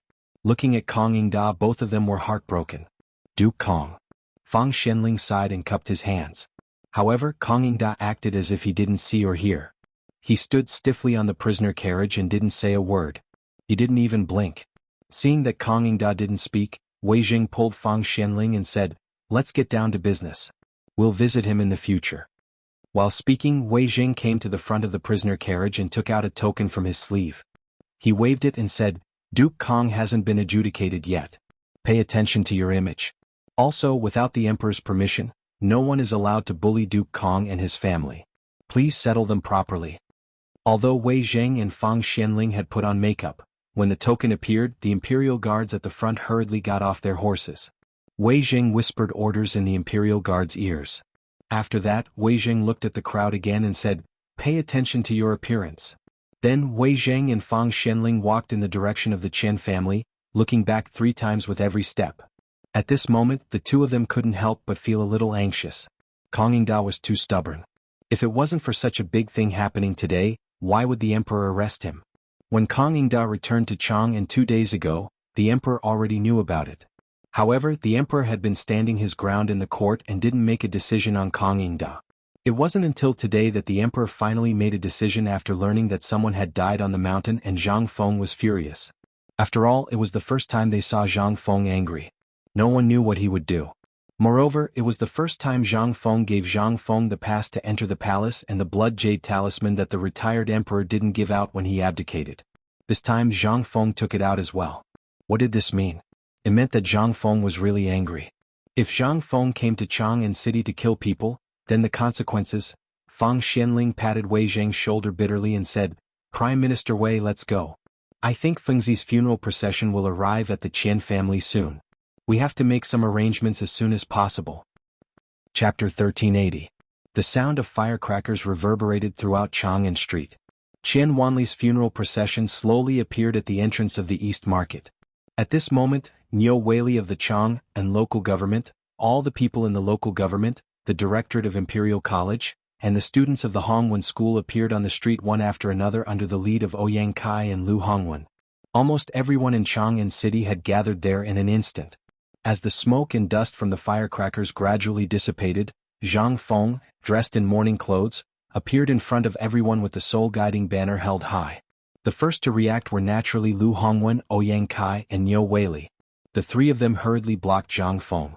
However, Zhang Feng walked forward with steady steps, not yielding an inch. Niu Weili was about to cry. He hurriedly said, "Prince Zhang, Mr. Zhang, can you please stop? What are you trying to do?" As he spoke, Niu Weili hurriedly signaled Lu Hongwen and Zhang Wuji with his eyes. Lu Hongwen sighed when he saw this and said, "Young Master Zhang, even though this young Master Qian is your brother, he's still your student. Wouldn't you be the laughingstock of all the students in the world if you do this? The nobles in Shandong are already unhappy with you. If you continue to do this, won't it give them an excuse to criticize you?" Zhang Feng looked ahead with a determined gaze, but was forced to stop in the end. Looking at the anxious and worried faces of the 3, Zhang Feng said faintly, "The one lying in the coffin is indeed my student, but he is also my brother. My brother died in vain. As his brother, if I don't uphold justice for him and send him off, how will the world view me, Zhang Feng? How will the more than 3,000 students of White Deer College view me, Zhang Feng? If I don't stand up for them, who in the world will dare to send their sons to my college? If this goes on, won't our academy be trampled on by others?" This, in an instant, the 3 of them changed their expressions. Zhang Feng's words were very reasonable. However, there were laws in this country and rules in every family. Although the emperor had given him the power of life and death, it was still within the range of Shao Mountain. This was Chang'an City. If you really do something out of line, then wouldn't you be giving the court officials a reason to criticize you? Under the earnest persuasion of the 3, Zhang Feng still chose to move forward. Zhang Feng shook his head slightly and said, "Everyone has a bottom line. I, Zhang Feng, have a very simple bottom line. I won't cause trouble, but don't provoke me either. I'm not a good person, but I'm definitely not a bad person. Whoever dares to touch my bottom line and provoke my people, no matter who's backing him, I, Zhang Feng, will make him pay a heavier price than now. Get out of the way. This has nothing to do with you." As he spoke, Zhang Feng moved forward again. Only Niu Weili and the others were left looking at him in shock. What did Zhang Feng mean? Could it be that Zhang Feng wanted to? At the thought of Zhang Feng's words, the 3 of them couldn't help but feel their souls leaving their bodies. Did Zhang Feng mean that he wanted the 4 families to be bathed in blood today? *CK. Did this guy want to poke a hole in the sky? The 3 of them looked at each other in shock and then said almost at the same time, "Quick, let's go to the Qian mansion." Although they didn't know the identity of Wei Zheng and the others for the time being, Zhang Feng was their brother and they would definitely go to the Qian mansion to wait for him. Otherwise, why would the imperial guards arrest the people in these mansions first? Why would they arrest Kong Yingda? Wasn't it because they were afraid that Zhang Feng would start a killing spree at this time? Where was this place? This was Chang, and city under the feet of the emperor. Once Zhang Feng really dared to start a killing spree, it would definitely alarm the emperor. Even if the emperor wanted to protect him, what would the ministers in the court think? Wouldn't he be impeached to death? Thinking of this, the three of them became more and more anxious. When everyone came to their senses, they instantly lost their composure and hurried to the Qin mansion. At this time, after hearing the slow sound of firecrackers, the people in the Qin mansion all got up and instinctively ran out of the door. The moment Qian Tong and old man Qian heard this sound, they couldn't help but tremble. The motionless old man Qian also slowly stood up at this time. She slowly walked towards the door as if she was looking forward to it, but also worried at the same time. At this time, the housekeeper of the Qin mansion came from outside the door with a sad face. As soon as he entered the door, he shouted sadly, "Everyone get ready to welcome the young master back." Buzz.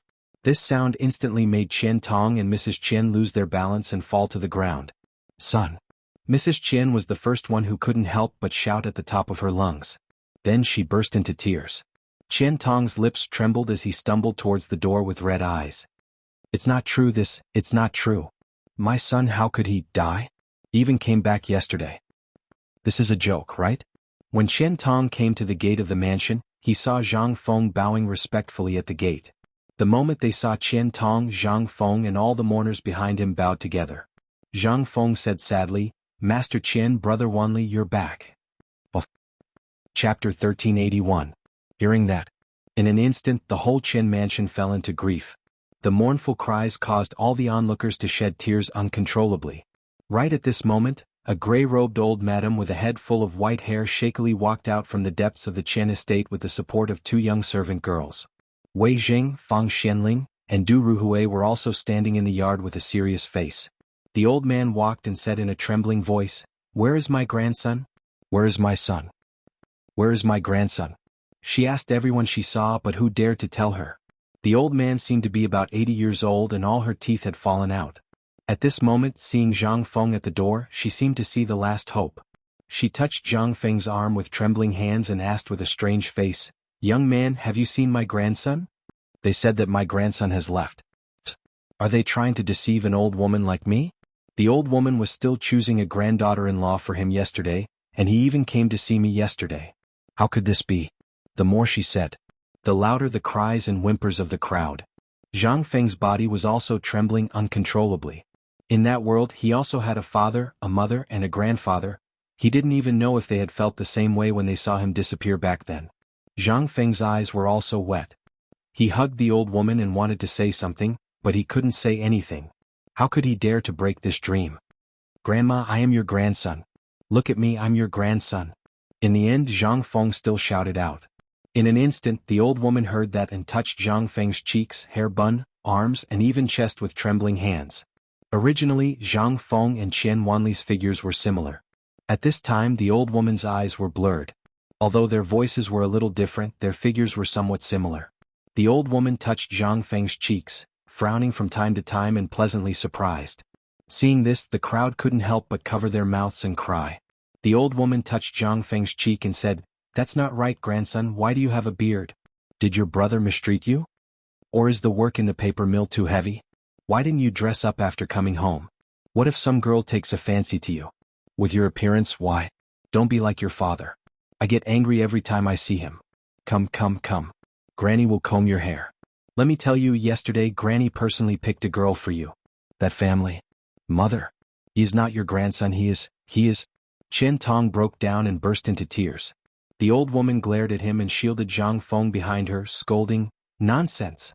When your grandson went to the academy, you locked him in his room, don't think I don't know. Now what, you don't even recognize your own son." When Zhang Feng heard this, he couldn't help crying, hugging the old woman and saying, "Grandma, I am your grandson. From now on, I am your most beloved grandson. I will listen to everything you say, okay?" When the old woman heard this, her eyes instantly narrowed into crescents and she rubbed Zhang Feng's cheek affectionately. "My grandson is the best. Come, do we have guests? Why are they all dressed so white? Come, Tong, these may be my precious grandson's classmates, why don't you quickly entertain them? Wait until I dress my grandson up nicely and then..." "Grandma, grandson still has important things to do today. Sir Dean, the 4 great scholars, and the divine Dr. Old Son are all coming to our house. Can you go back first and wait for grandson to personally entertain them? When the old woman heard this, her face instantly changed. Which Zhang Feng are you talking about, that brother of yours? There is also divine Dr. Sun. Divine Dr. Sun is a very good person. When grandma was young, she saw him with her own eyes. Right, the 4 great scholars. Grandma. Zhang Feng held back his tears and interrupted the old woman. Seeing this, Chen Tong's housekeeper hurriedly said, "Old man, please go back to the inner room. If old son sees you, he will not be happy." The old woman heard this and hurriedly used her crutches to urge the maidservants to return, not forgetting to order more firecrackers as she walked. This was a time for them to hold their heads high and bring glory to their ancestors. However, at this time, this would only increase the sadness of everyone in Chen Mansion. After sending the old woman away, Zhang Feng came to Zhang Feng and respectfully said, "Master Chen, it is Zhang Feng's fault for not taking care of Wanli, please forgive me." This sentence completely shattered Chen Tong's last hope. At this time he looked at Zhang Feng and asked, "How did he die?" Long before Zhang Feng came, 3 people had come with secret orders from the Ministry of Works, the general meaning of which was to give him an idle job. But if he knew that this job was exchanged for with his son's life, he would rather not have it. He refused, because he still had a glimmer of hope.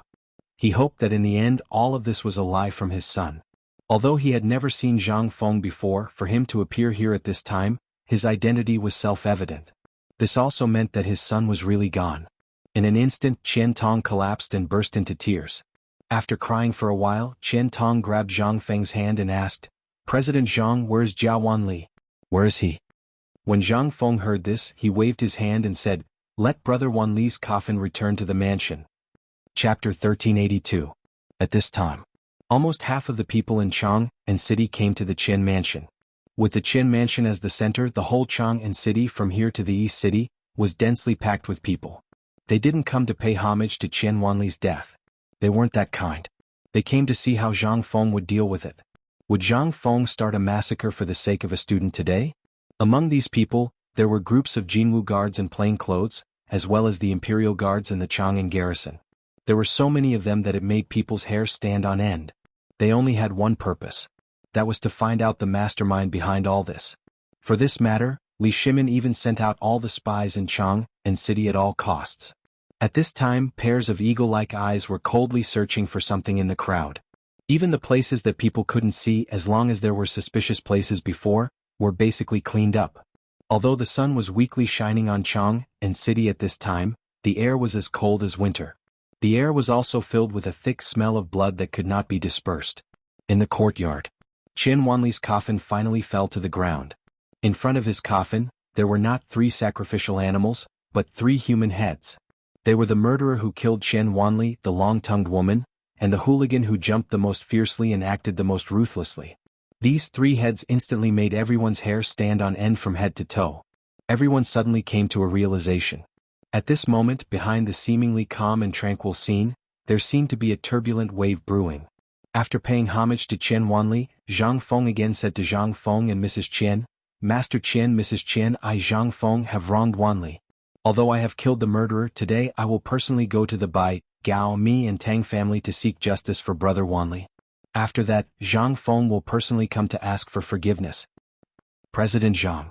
The moment Zhang Feng stood up and prepared to leave, Madame Chen grabbed Zhang Feng's hand and said hoarsely, "My Chen family only has Wanli, this one and only child. Although I, as his mother, was soft-hearted and allowed him to go up the mountain, after that Wanli, this child, is more excited and happy than he has been in the past 10 years. Furthermore, we have witnessed his growth.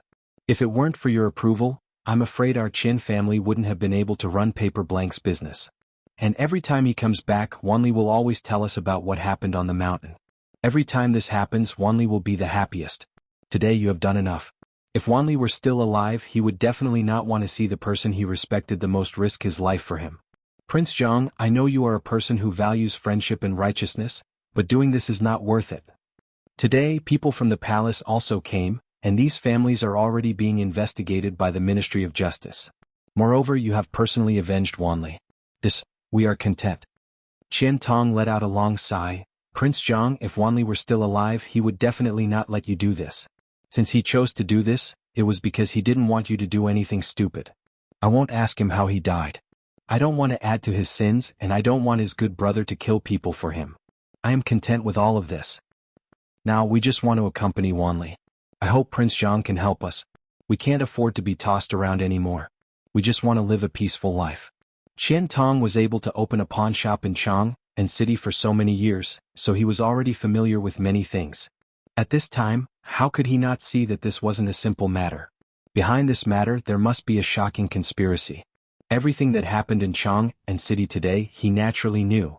In addition, the people from the palace just now made him understand even more. If he got involved again he wouldn't even know how he died. Now he even lost his son, so he didn't want to be tossed around anymore. Losing his son was like losing all hope. What was the point of everything he had done in the past? Even if he was given a high position at this time, what use would it be? Although he was extremely strict with Chen Wanli, all of this was for the good of Chen Wanli. But now, if back then, if he hardened his heart and didn't let Wanli go to White Deer College perhaps, today even if his son still hated him he could still be alive. But now, what was left of him? Qian Tong. Zhang Feng naturally understood the meaning of the two's words, but he didn't say anything. Most importantly, what could he say? Taking a deep breath, Zhang Feng said loudly, "Everyone in White Deer College kneel." Kneel? But just as Zhang Feng was about to kneel down, Qian Tong grabbed him tightly, refusing to let him kneel even if he had to die. "President Zhang, you are Wanli's teacher and the dean of the academy, you can't kneel. Moreover, Wanli can't accept it." When Zhang Feng heard this he opened his mouth but didn't say anything. He could only bow to Qian Wanli's coffin, then to Mrs. Qian and Qian Tong. He waved his hand and said, "Tainyo, Gaocan, follow this dean to work." Chapter 1383. The moment Zhang Feng turned around, the grief and indignation on his face instantly turned into anger. He strode away without even taking off his mourning clothes. Wei Jing, Fang Xianling and Du Ruhui sighed when they saw this. They hurriedly followed Zhang Feng and chased after him. Their purpose for coming here was to guard against Zhang Feng. If Zhang Feng went crazy they would stop him immediately. But things were just as the emperor thought. He really wanted to kill someone. "Fengzi, wait!" Wei Jing shouted as he lifted his robe. But Zhang Feng still ignored the two of them and continued to walk towards the Gao residence. Wei Shuyu and Fang Yai were the ones leading the way. Zhang Feng was not a reckless man. On the contrary, he was not reckless. Today he knew that the pair of big hands would definitely be watching in the dark. Today's incident was just the beginning. He knew that the pair of hands could not wait any longer and wanted to make a move. If he really retreated today, then everything he did in the future would definitely fall into a passive position. In fact, things like today would only continue endlessly. Today what he wanted to do was to intimidate. Only by scaring these people out of their wits would they stop. Or else, these people would definitely not let this matter rest. And there was another reason why he did this. That was to give everyone a sense of security. No one could bully the people who entered White Deer College. If anyone dared to bully them, Zhang Feng would make them wish they were dead. Only such a strong sense of security and dominance would make those who wanted to cause trouble realize the reality. Previously, Zhang Feng had been too kind. Everyone mistakenly thought that he was timid and afraid of trouble. That was why today's outcome was like this. In the end, the heir of the merchant family whom he valued the most had died in vain. What if the one who died today was not Chen Wanli but Li Gan, Chen Tiniu or one of the others? What would happen to him?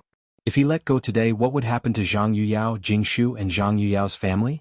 And what would happen to Yu'er? How would the world view Zhang Feng? Therefore, Zhang Feng paid special attention today. To protect one's family, kindness, compassion and generosity were necessary. However, these had to be built on a foundation. He had thought it was too simple. He thought that this was like the modern world where everyone was bound by strict laws, but he forgot that this was the Tang Dynasty. This was in the Tang Dynasty, where feudal superstition was the most serious, and where the slavery system was the most serious. This led to today's tragedy. Even though he wasn't an unpardonable villain, but in order to protect the people he wanted to protect, he, Zhang Feng, would transform into that villain today. He was an evil man who made all those who dared to plot against him tremble in fear. It was also from this moment on that Zhang Feng transformed. At this moment, Wei Jing, Fang Xianling and Du Ruhui saw that Zhang Feng was ignoring them and hurriedly shouted, "Zhang Feng, stop right there, old man. Do you know what you're doing right now? Feng Zi, did you hear that?" Zhang Feng naturally heard their words. Seeing the three of them acting like this, Li Qingqian and Du Go couldn't hold back anymore. Fengzi, why don't we listen to what they have to say? Fengzi, Zhang Feng sighed slightly and stopped in his tracks. When Wei Zhang and the others saw this, they hurriedly ran forward and grabbed Zhang Feng's hand, pulling him behind them. Wei Zhang asked with a serious expression, Fengzi, the emperor has already intervened in this matter. Do you know what this means? How could Zhang Feng not know? He said, the emperor just doesn't want me to make a move in Chang'an City, right? Wei Zhang nodded and said, since you already know, why are you still so reckless? Do you know how many people are watching in the dark today? In the 2 hours that we were in the Qian mansion, we heard that the Imperial Guard spies killed at least 100 people and captured more than 300 people. These people are all from unknown forces. Think about it, so many people have been captured. How many people have not been captured? Fengzi, don't be so obsessed. It's not good for you. Zhang Feng nodded and took out the Mitsubishi bayonet from his arms. He said, you're all right. But have you ever thought that the hands hidden in the dark also think the same? Today is just a test. If I, Zhang Feng, shrink back today, what will I do in the future? If I encounter today's situation again, will I still choose to back down? After the first test, there will definitely be a second and third time in the future. Have you ever thought about how many brothers I, Zhang Feng, have? How many students I, White Deer College, have? If this continues, how will the world view me, Zhang Feng? How will they view my White Deer College? Are they saying that I, Zhang Feng, don't even have the ability to protect my own students? Are they saying that I, Zhang Feng, don't even have the right to protect my brother's women? Do you really want to see this kind of ending? Wei Zhang and the others couldn't help but have a serious expression. They had already thought about this, and the emperor was also worried about this. But now that they saw Zhang Feng acting recklessly, wasn't this also a trap set by the mastermind? Chapter 1384. Qian Wanli's death. It made Zhang Feng think of a lot of things. At first, Zhang Feng really didn't think so much. But as soon as he arrived in Chang'an City, Zhang Feng knew that he was thinking too simply. Although it seemed that the emperor ordered the arrest today to protect him, wasn't this what the mastermind wanted to see? They were waiting to see how Zhang Feng would end up. Once he flinched, it would only bring him endless trouble in the future. It would be a seed of disappointment for all those who were optimistic about him. The seed of disappointment was the most terrible. When you chose to flinch for the first time, if you chose him, then he would imprint this seed in everyone's mind. No matter what you did in the future. In the eyes of others, you were choosing to flinch. This seed was what Zhang Feng didn't want to see the most, but it was what the mastermind wanted to see the most. Someone was forcing him to make a choice behind his back. How could Wei Zhang and the other two not think of this? At this time, when they heard Zhang Feng's question, they didn't know what to say. After all, this choice also depended on Zhang Feng's choice. But they really didn't want to see Zhang Feng kill with their own eyes. Wei Zhang patted Zhang Feng's shoulder and said with some sincerity, we'll pretend that we didn't see this. You can handle everything by yourself. Even if you poke a hole in Chang'an City, Lao Li said that he will help you deal with it. Okay. Zhang Feng nodded and then hurried to the Gao family. Wei Zhang and the others hurriedly stopped Li Qingqian and said, remember, your father said that no matter what happens you must protect Zhang Feng and yourself. Now don't let Fengzi go to the Tang family. Remember? The Gao family. The Gao family was also a famous family. But it was not in this era. At its most glorious time, almost half of the land in the entire Guangzhou region belonged to the Gao family. But that was the past. The current Gao family was just a country gentleman. However, he was still more well-off than the average large clan. After all, he still had a noble title in the imperial court and some of his clansmen who worked in the imperial court. This ensured that the Gao family could continue to survive in Guangzhou. But that was only enough for them to survive. Just like the Bai clan, the Mi clan, and the Tang clan, their focus was all on this land. In Chang'an, he was considered a local tycoon. A few days ago, they had learned that there was something on the mountain that could double the amount of food. In addition, they also learned that Zhang Feng was a kind and easy person to talk to.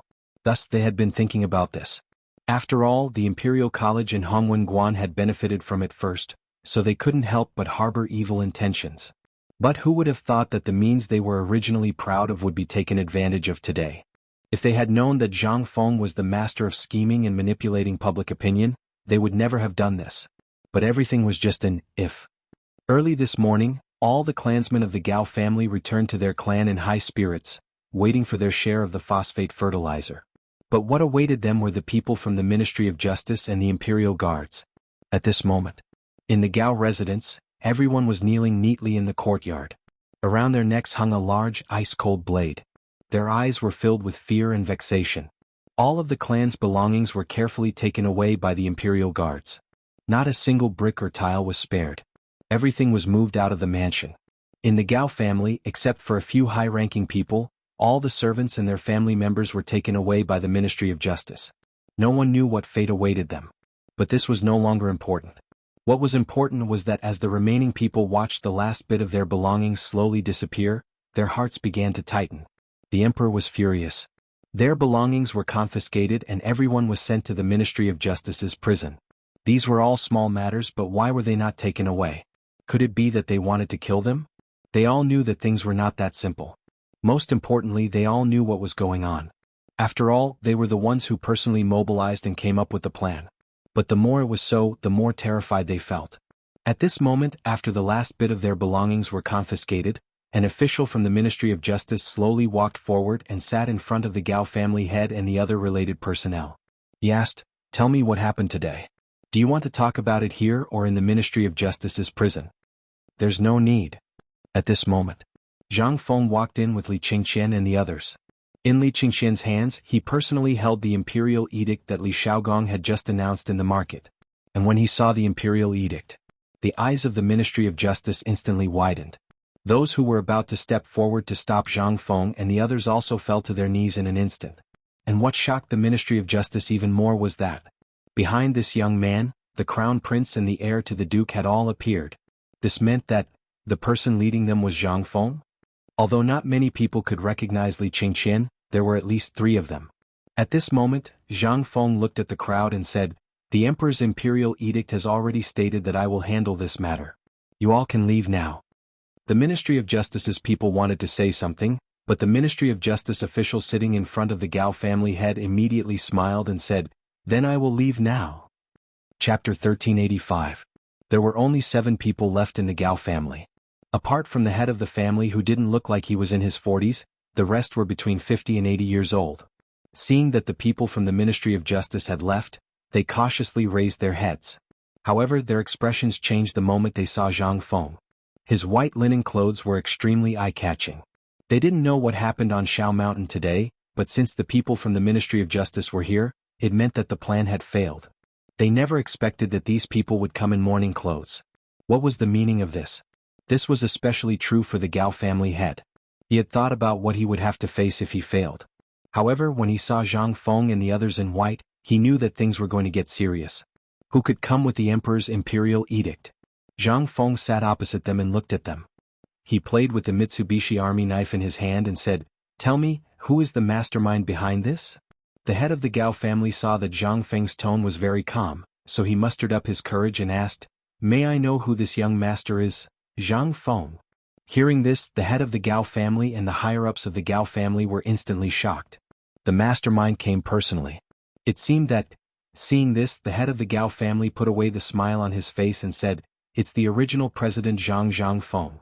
Since you already know about this, then kill us if you want. We have nothing to say." "All right." Zhang Feng didn't hesitate at all. He waved his hand. Gao Can immediately attacked. He took the Modeo from the Imperial Guard and cleanly cut off the head of the person next to the head of the Gao family. In an instant, as the head fell, a mist of blood gushed out like rain. The head of the Gao family was so frightened that his face changed drastically. "Zhang Feng, what are you trying to do? We were wrong in this matter, but His Majesty also knows about this matter and has already handed it over to the Ministry of Justice to investigate. You dare to kill people in broad daylight? Do you have any respect for the law? This is an imperial edict. Do you want to see it for yourself? His Majesty said that this matter is for me to handle. All the power of life and death is temporarily in my hands. I, Zhang Fengyu, am not an unreasonable person. Your people indiscriminately killed my brothers and injured tens of my people in Ji Mountain Square and my, Zhang Fengyu's people. You should settle this account by yourself before deciding whether this guy should be killed or not." While speaking, Li Qingqian opened the imperial edict in his hand and placed it in front of Patriarch Gao and the others. "Take a good look, this is the Emperor's imperial edict. If you tell me the truth about the mastermind behind this, perhaps your Gao clan won't be wiped out today. If you dare to lie, he will be your example." This was also the first time Li Qingqian had seen someone killed with his own eyes. At this moment, his face was frighteningly pale. At this moment, seeing that Zhang Feng seemed to really want to kill someone to establish his prestige, he hurriedly said. The remaining people of the Gao clan were also instantly terrified. Patriarch Gao's forehead was dripping with bean-like cold sweat. Looking at Zhang Feng's calm eyes, he said, Prince Zhang, all of this is the Tang clan. Yes, it's the Tang clan. 3 days ago, after Kong Yingda came back from Ji Mountain, he took the phosphate fertilizer you made and spread it everywhere, saying that it was poisonous and would kill people if they ate it. Then Dr. Sun Simiao personally went down the mountain and confirmed that it was not poisonous and could really increase the food supply. Patriarch Gao was really scared. She explained everything clearly without missing a single word. She even excluded the Gao family from the story. But no one was a fool. Zhang Feng was even less of a fool. At this time, after he finished, Zhang Feng asked, So, your Gao clan was also forced by the Tang clan? Yes. All of this was forced by them. Otherwise, how could we have the guts to do such a despicable thing? Moreover, the Tang family also said that if we were to participate, we only need to stand behind them. When the time comes, they will definitely share the phosphate fertilizer with us. But if we didn't agree, they would join forces with the Mi clan and the Bai clan to destroy our Gao clan. And they also said that it was all ordered by Kong Yingda, so we... Hearing this, Zhang Feng stared into Patriarch Gao's eyes and said, But why did I hear that all of this was led by the Gao clan and the Tang clan? And do you think that I, Zhang Feng, don't know anything? Your Gao clan has always been related to the Zheng clan in Xinjiang, and has always been the Zheng clan's pawn. This time is the Zheng clan behind this matter? Hearing this, Patriarch Gao's face changed instantly. He hurriedly knelt on the ground and said, Prince Zhang, all of this was really done by the Tang clan. And they have the Wang clan behind them. The Wang clan has a grudge with Prince Zhang before, and this time the Wang clan personally came with the Tang clan. That's why I foolishly agreed to this matter. Young master, please investigate this matter thoroughly. At this moment, all the dignity and arrogance that he usually had were all bullshit. In a matter of life and death, Patriarch Gao still chose to live an ignoble life. And he was also secretly shocked. How did Zhang Feng know all of this? After all, the relationship between the Gao clan and the Zheng clan in Xinjiang was basically unknown. They had always been in contact with each other through letters, and if there was nothing serious, they would not contact each other. Recently, he was sure that he had not contacted the Zheng clan. Such a secretive matter, even the people at the bottom of the Gao clan did not know, so how did Zhang Feng know? Seeing this, Zhang Feng sighed, Stubborn. Tainyo, I'll let you interrogate them. This house, if you want it, you can keep it. If you don't want it, burn it and let it be buried with Brother Wanli. Chapter 1386. Zhang Feng didn't know any of this. Even in the old and new Tang Dynasty books, there were very few records of these four families. He had unintentionally read a novel about the Tang Dynasty written by a lousy author. That was why he took it out to test this person out of curiosity. But he didn't expect it to be true. Was the Gao family really a pawn of the Zheng family in Xinjiang? Then, could it be that the Bai and Mi families were related to these noble families? Now he had confirmed too. The Gao family seemed to be in the dark. As for the Tang family, they were the biggest suspects. He mentioned the Wang clan.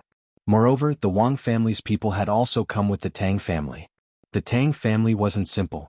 In history they had been in Chang, and since the Qin dynasty. It wasn't until the Wei, Jin, and Northern and Southern dynasties that the Tang family started to decline. When Yang Jian came to power, the Tang family had no chance of recovery. Until now. It seemed that the Tang family wasn't simple. Li Qingqian saw that Zhang Feng was silent and couldn't help but ask, Fengzi, do you think this incident was really done by the Wang clan's people? If that's the case, the mastermind is also the Wang clan's people?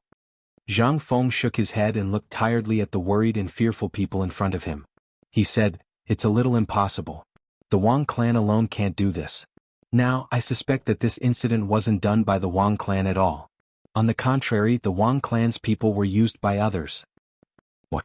Li Qingqian couldn't help but be shocked. He thought for a while and said, Fengzi, how is that possible? The Wang clan has been against us since Lantian.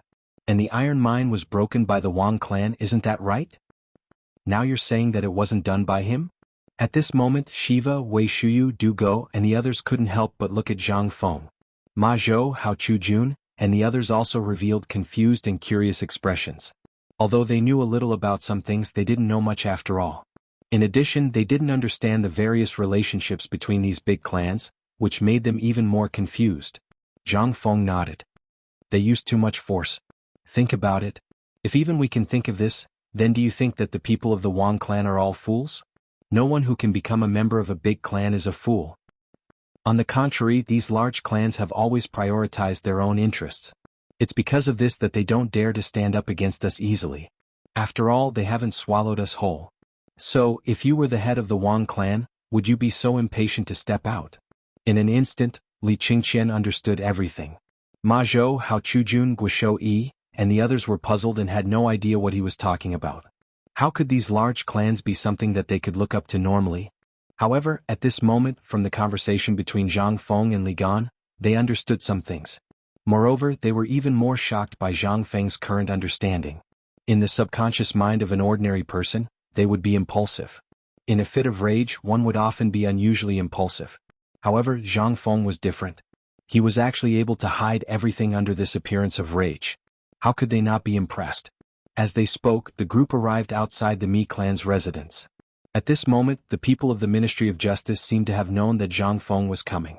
Other than the head of the Mi clan and the important members, all the treasures and people were taken away. Only a few guards were left. When these guards saw Zhang Feng and the others arrive, they hurriedly handed over their belongings and slipped away. This time, Zhang Feng only spent the time of a meal to get something useful out of the Mi clan. That was the Lanling Shao clan behind the Mi clan.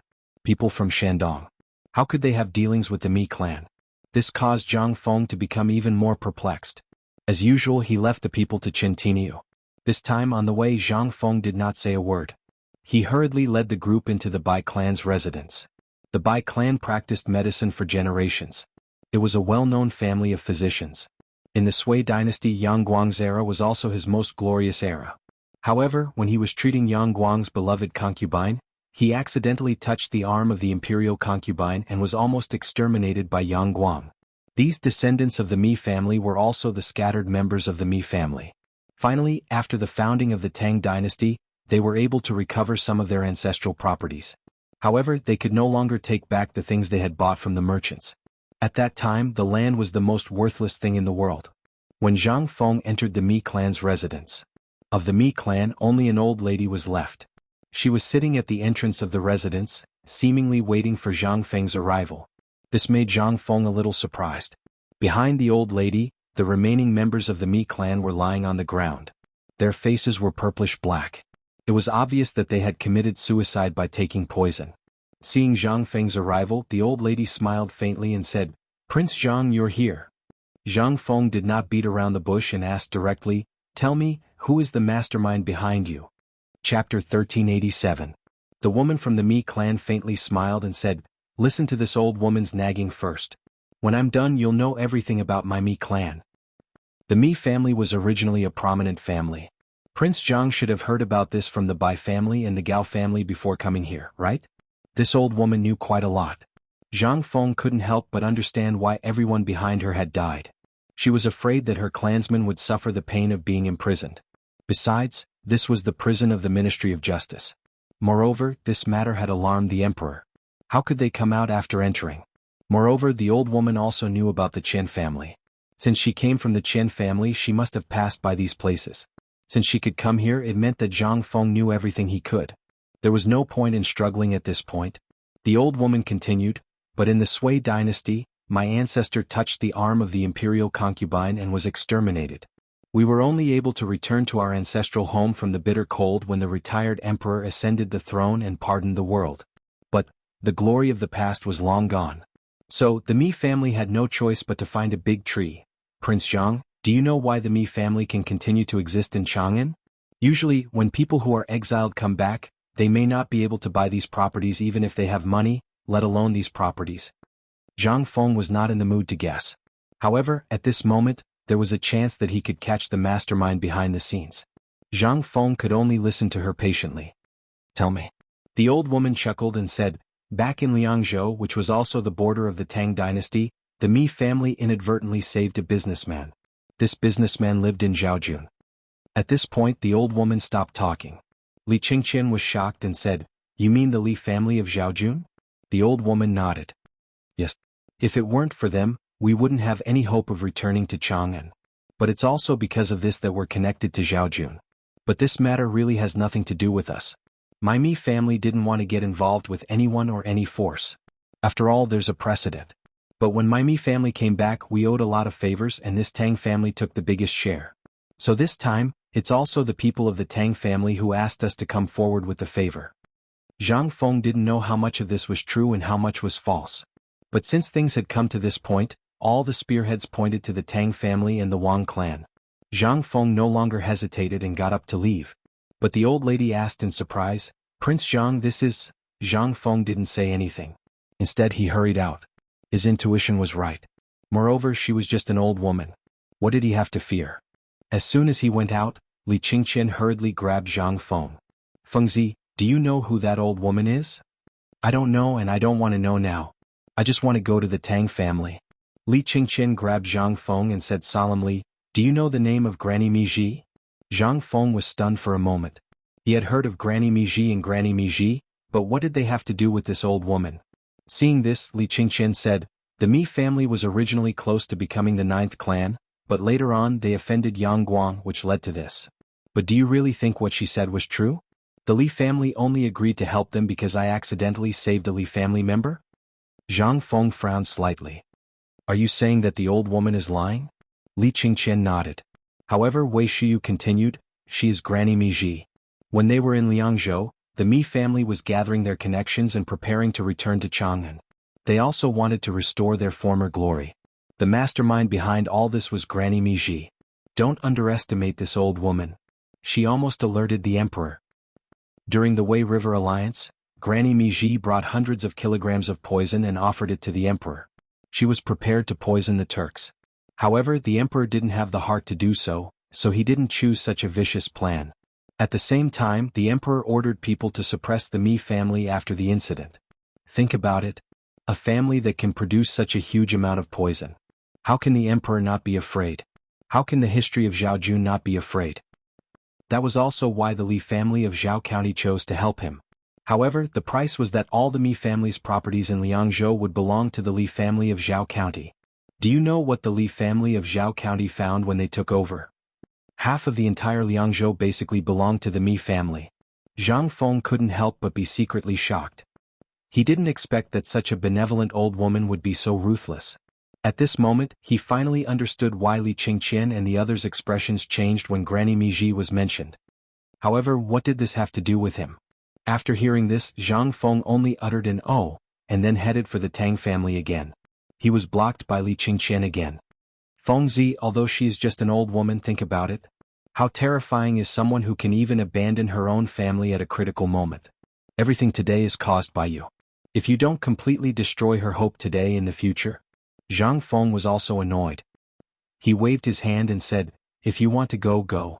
I'll leave this matter to you. The rest of you quickly follow me to the Tang family." Chapter 1388. The Tang family. It was a family with the same name as the Tang Dynasty. It was impossible to say that he had nothing to do with the royal family. In the past, Tang Jian had been very high profile and he had always been proud of this. Therefore in Chang'an City, most people did not dare to offend him. But this was also the reason why the Tang family was so arrogant. The land of Shirley Slope and the land under Mount Longsho all belonged to the Tang family. What kind of place was Mount Longsho? It was the imperial plantation. It was the place of the emperor. This gave the Tang family another reason to be arrogant. Usually, as long as it was not a big deal, even the county government would not want to have anything to do with the Tang family. They were afraid that the Tang family would settle accounts with them in the future. But today, the Tang family, who used to be so arrogant and domineering, had set off a huge wave in Chang'an City. The emperor had personally issued a decree to confiscate all the Tang family's belongings and put all the members of the Tang family in jail. At first, no one knew what was going on. Moreover, the people from the Tang family had a group of hired thugs and even injured dozens of bailiffs. In the end, when the imperial guards and the Ministry of Justice appeared, the Tang family finally behaved themselves. But that was only obedience. They did not admit to their crimes. It was not until Zhang Feng led the funeral procession into Chang'an City that what happened in the marketplace of Shao Mountain caused an uproar among the people. The Tang family was so bold that they dared to send a group of hooligans and gossips from Chang'an City and the surrounding areas to make trouble for White Deer College. Where was White Deer College? It was a sacred institution that was appointed by the emperor to be on the same level as the Imperial College. Moreover, it was founded by Zhang Feng, the youngest Confucian scholar in the Tang dynasty in history. Zhang Feng's status in the hearts of the people of Chang and city was no different from that of a god. But the Tang family actually dared to attack Zhang Feng? Moreover, he had violently forced Zhang Feng to hand over the phosphate fertilizer formula in his hands. He had even beaten to death the son of Chang'an's manager Qin, who was also the direct disciple of Dean Zhang Feng. In an instant, everyone in Chang and city was furious. What is this? They were simply a bunch of bandits. As for the people from the Ministry of Justice, they grew even more furious. With a single order, they joined forces with the common people who had been oppressed by the Tang family and smashed the Tang family's estate into smithereens. Even the Tang family's businesses in Chang and were completely destroyed by the angry common people. Faced with so many commoners and officials from the Ministry of Justice, the people from the Tang family were still unwilling to leave the matter at that. They continued to evade the important matters and dwell on the trivial matters as they questioned the Ministry of Justice on how to punish the commoners. Meanwhile, at the entrance of the Tang family's residence, the patriarch of the Qin family, Tang Hao, sat boldly at the entrance of the residence, drinking tea while looking at the angry commoners. He said to the officials from the Ministry of Justice, "Old man has said that you can enter the Tang family's residence today, but if you don't hand over this group of unruly commoners to the old man will definitely accuse the Ministry of Justice of corruption and conniving with the murderer." The person who came to the Tang family's residence this time was the second-in-command of the Ministry of Justice, Feng Ang. He was well aware of these matters as well as the relationship between the emperor and Zhang Feng. Coupled with what had happened in Shao Mountain as well as the high-profile style of the Tang family, Feng Ang could not help but feel extremely angry. "Tang Hao, do you know that everything that the Tang family has done on Shao Mountain today has already infuriated the emperor? We will act according to the law. If you continue to be obsessed and obstruct us, it won't be us who will come later. It will be the imperial guards, the emperor's personal guards. Do you want to be executed by the emperor on the spot or plead guilty?" "Plead guilty?" Tang Hao laughed. "The Tang family has always been above board. How can we plead guilty just because you say so? You said that you were acting according to the imperial edict. Fine, I won't make things difficult for you. First, tell me, how are you going to deal with these rioters? If you deal with these rioters first, we'll talk about our business." Feng Ang gritted his teeth and said, "The people of the Chang and local government will investigate these people." Ha. Tang Hao laughed out loud. "So you're saying that the Tang family is so easy to bully? First, you came to our door to falsely accuse the Tang family of causing trouble on Shao Mountain. Can you produce evidence? If you can, that old man will definitely plead guilty. Even if the emperor comes in person today, if you don't have evidence, I, Tang Hao, will definitely not allow you to frame me unjustly. Moreover, the Tang family is a contributor to the founding of the country. Is this how you treat a contributor to the founding of the country?" Feng Ang was so angry that his face turned red and he could not say anything. At this moment, Niu Jinda and Yu Qigong's voices slowly appeared at the gate of the Tang family's residence. "Tang Hao, your mouth is still as foul as before." Hearing that, in an instant, Feng Ang hurriedly bowed to them. However, he was stopped by Yu Qigong and Niu Jinda's attire. Tang Hao looked at the two of them in surprise. He had a feeling of déjà vu, but he could not tell if he knew them or not. At this moment, Yu Qigong said coldly, "Your Tang family's young master is now in the military camp and has confessed everything. Why are you still standing here? Do you really want to see your Tang family go to ruin? And let me tell you, those people you found have all confessed. I advise you to plead guilty quickly." At this moment, Niu Jijie and General Qing Yaojin are personally escorting the interrogation results and the situation here back to the palace. If you persist in going about things the wrong way, do you know the consequences? Tang Hao got up in horror and looked at the two of them in horror. "Who are you?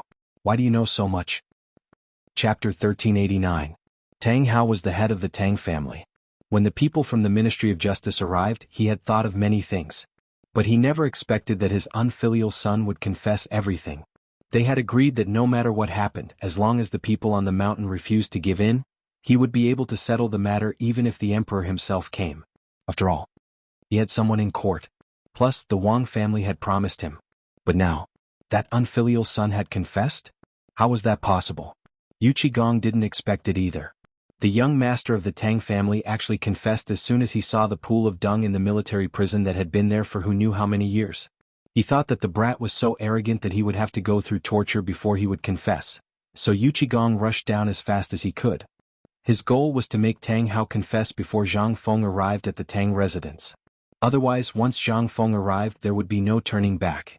Before he arrived, the spy had already informed him of Zhang Feng's every move. At this moment, Zhang Feng's eyes were bloodshot. On the one hand, he wanted to avenge Chen Wanli, but on the other hand, he wanted to establish his authority. This brat urgently needed to establish his authority so that White Deer College's prestige could rise to another level. It was understandable why Zhang Feng would be so impulsive. Moreover, if Zhang Feng really dared to kill the Tang family, the Wang family would be furious. This was also the reason why the emperor was so concerned about this matter. Tang Hao was also one of Huang's horses. When he saw that Yuqigong didn't say anything, he panicked even more. The assistant minister of the Ministry of Justice, Feng Ong, broke out in cold sweat. Now that Yuqigong was here, things would be difficult. Moreover, Yuqigong was in disguise. Did that mean that Zhang Feng was coming? When he thought of this, Feng Ong hurriedly stepped forward to block Yuqigong's path. "Lord Yu, why have you come?" Yuqigong pushed Feng Ong to the side and looked at Tang Hao. "You don't need to know who Lao Tzu is. When you don't die tonight, you will know who Lao Tzu is. But when that time comes, you won't be able to die even if you want to. That's why I'm here. I'm here for the sake of your Tang family. I don't want your Tang family to be wiped out." Tang Hao smiled faintly. "Then should an old man thank you?" Yuqigong clenched his fists and stood in front of Tang Hao with his hands clasped behind his back. "That won't be necessary. However, you only have one meal. If you miss this opportunity, I'm afraid your Tang family won't have another chance to speak. Speaking of which, President Zhang Feng has probably cleaned up the Mi family, right?" Hearing this, Tang Hao's eyelids twitched. "What did you say? Does Zhang Feng dare to kill someone? Does he dare to wipe out an entire family? This is Chang'an City, right under the emperor's nose. Does he dare to kill someone so brazenly? Feng Ong, as the assistant minister of the Ministry of Justice, why aren't you involved in this matter?" Yuqigong waved his hand. "He can't do anything about it." Tang Hao's eyelids twitched. He hurriedly asked, "Why?" "President Zhang Feng has His Majesty's imperial edict. His Majesty has already decreed that this is Zhang Feng's personal matter and he should deal with it himself. Moreover, Mount Shao is Lord Zhang's fief. Not only did you cause trouble at Mount Shao, but you also killed a student from White Deer College in public. This student was President Zhang's personal disciple. Tang Hao, we're here because His Majesty doesn't want to cause any more bloodshed. So you better think this through. Moreover, old Yu is Zhang Feng's brother. He's the only one who can persuade Zhang Feng. Tang Hao, you better think this through. Once Prince Zhang comes, it'll be too late."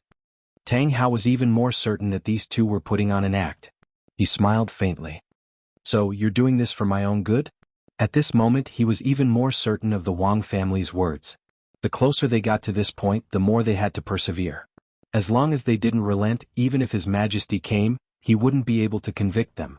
Moreover, would His Majesty personally speak up for a dead person? Yuqigong's expression gradually turned cold. He stared coldly at Tang Hao and said, "Lao Tzu, I'll ask you one last time. Are you going to confess or not? Or are you going to move aside? If you don't move aside, old man won't care about your life or death.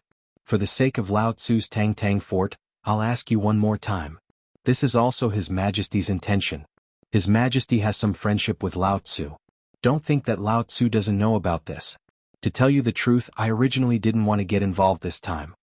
However, Lord Zhang's son personally sent a secret order to Lao Tzu to protect the Tang family. If you don't confess, Lao Tzu will leave immediately. Old Yu, you really came at the right time. However, this old thing's intelligence is lacking. I think it's better for me to do it." At this moment, Zhang Feng's voice slowly rang out from behind everyone. The moment he heard this voice, Yuqigong knew that he couldn't stop this even if he wanted to. The moment Zhang Feng's voice rang out, everyone immediately turned to look at the source of the voice. At the same time, they instinctively moved aside to make a path. Tang Hao also saw Zhang Feng and the others who were dressed in mourning clothes. Zhang Feng ignored Tang Hao. Instead, he patted Yuqigong's shoulder and said, "Old Yu, what's the point of saying so much to this kind of person who has a problem with his intelligence?" As he spoke, Zhang Feng sighed and said, "This also shows that your intelligence is lacking." Chapter 1390. Reporting. Your Majesty, Prince Zhang Feng has already arrived at Tang Manor, in the imperial study. At this time, Xiao Gizi reported with a pale face. On the dragon throne, Li Yuan and Li Shimin looked at the secret memorials placed on the table. They looked at each other. Li Shimin lightly waved his hand. Only then did Xiao Gizi say, "Your Majesty, General Yuqi and Assistant Minister Feng still haven't executed Tang Hao." Hearing this, Li Yuan asked, "Then did Yuqi Gong say anything about his Lao Tzu and Tang Hongbao?" "He did, but..." Tang Hao said. Li Yuan slapped the table and said, "What did he say?" "He said, even if your Majesty personally came it would be useless." Li Shimin's face was very gloomy. Did he really think that just because his ancestor had some relationship with me, he could disregard the law?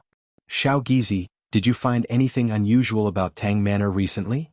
Xiao Gizi hurriedly took out a gilded booklet from his bosom and handed it to Li Shimin, saying, "This is all of the Tang family's abnormal behavior in the past month that the Ministry of Justice, Ministry of Rights and Ministry of Works have gathered today."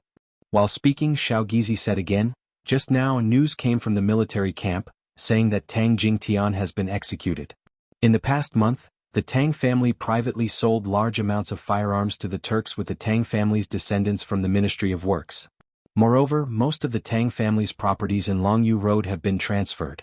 However, as to where exactly they have been transferred, this is unknown." Li Shimin's eyes narrowed slightly. "This we know. In the past month in Chang'an, there hasn't been the slightest bit of news about the arrival of a large amount of family property. Then, Father Emperor, do you know if this Tang family has any other properties in other places?" "Li Tang, why was it called Tang and not Li?" There was still a lot of explanation for this. At the time when Taiyuan started the war, this title of the country was controversial. It was only until Li Yuan proclaimed himself emperor that it was decided to use the name Tang. However, what this had to do with the Tang family, Li Shimin really didn't know. At that time, the Tang family had the closest relationship with the Li family.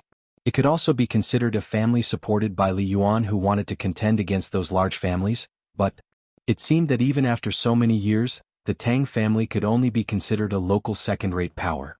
If it weren't for the huge incident today, Li Shimin would have almost forgotten about the Tang family. Moreover, he had just received news from Li Qingqian that the Gao, Bai, and Mi clans were all related to those large clans. What about the Tang clan? He actually had dealings with the Wang clan. It was no wonder that even when he had been cracking down on the encroachment of these great clans and forces on Chang'an, these forces were still able to infiltrate without a sound. He had originally thought that these local forces of Guangzhong were truly united, and these families had always kept a low profile, so he had never thought of this matter. If it wasn't for today, he really wouldn't have known that the four great clans had actually caused so many things in silence. Li Yuan also did not expect that this tiny Tang family that could not be helped up would actually cause so many things under his eyelids. Today, after learning about the incident at Shao Mountain, he was also unusually angry. Seeing this, he said somewhat angrily, "Back then when I established Liangzhou Prefecture, I had sent a secret order for their people to infiltrate other clans. However, this Tang Hongbao had not made any progress, so I did not take it seriously. After that, when I saw the results of the Tang family these years, I was bitterly disappointed and chose to give up on them. However, this Tang Hongbao really made a good move." Li Shimin instantly said in surprise, "In that case, the internal strife between Tubo and Tuyuhun has been unable to be pacified all this time because of the Tang family? At this time, Tang Hao has been holding on all this time because of this matter?" Although Li Shimin was only guessing, the more he thought about it, the more scared he felt. This Tang family usually did not show off and did not leak anything. This time it did not seem to be a big wave. Originally he wanted to protect the Tang family. After all, if he suppressed the local forces too much, it would make the people of Chang'an uneasy. However, now that Zhang Feng had caused such a ruckus, he investigated and really found many problems. This Tang family, they really did not stop in the past few years. Back then, when the retired emperor allowed them to develop in other clans, it seemed like he had opened a door for them. It was a door that allowed their ambitions to swell. Hearing this, Li Yuan nodded. "That's what I guessed too. Otherwise this matter would not make sense. A small phosphate fertilizer, if it was produced, would naturally benefit the people of the world. They would naturally obtain enough benefits, but they would also feel some fear towards those landowning clans. However, this is not the most serious matter. I feel that they seem to have other motives." Hearing this, Li Shimin instantly looked at Li Yuan, who was watching him, and said, "Father, do you mean that the Tang family wants to annex White Deer College?" Li Yuan nodded. However, he shook his head and said with a smile, "Who asked this kid not to show off and to have such a sloppy appearance? Last time, I guessed that they saw some signs in the agreement between the people of Guanlong and Zhangfeng. In addition, Zhang Feng has always been carefree, so this time they are probing. Probing? Li Shimin was shocked and instantly understood. His expression suddenly turned cold. Zhang Feng is naturally easy to talk to and has a good temper.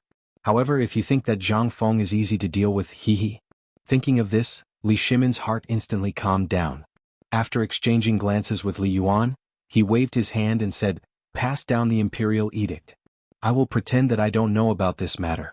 Since Zhang Feng has the imperial edict, do as he wishes. In addition, tell those who are watching to retract their eyeballs. Otherwise, I don't mind gouging their eyeballs out."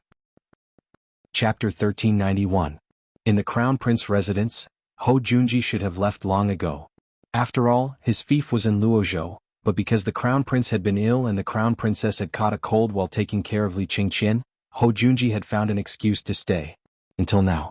In the garden of the Crown Prince residence's eastern palace, a series of spies, like butterflies flitting through flowers, appeared beside him in an endless stream, and then hurriedly left again. Hou Junji's face gradually turned grave. At this moment, the Crown Princess, dressed in a pink robe embroidered with golden threads, calmly looked at Hou Junji. Only after the servants had left did she ask, "Lord Father, is the Crown Prince all right?" "The Crown Prince is fine, but after today's disturbance, the officials will probably change their view of the Crown Prince." The Crown Princess grimaced, the teacup in her hand trembling as she hastily asked, "What do you mean? Didn't you say that a student was killed in Shao Mountain Market? Was this Zhang Feng's personal matter? Why would the Crown Prince?" Hou Junji shook his head and stood up to look at the osmanthus trees blooming with orange flowers. "Although this is Zhang Feng's doing, don't forget that this academy is spread out in the name of the Crown Prince. Although everyone knows that this is a pretense, the Crown Prince can still be considered a student, and the Crown Prince truly did participate in today's matter. Thus, while the Crown Prince's prestige will rise a little, the landowning clans will definitely be wary of the Crown Prince."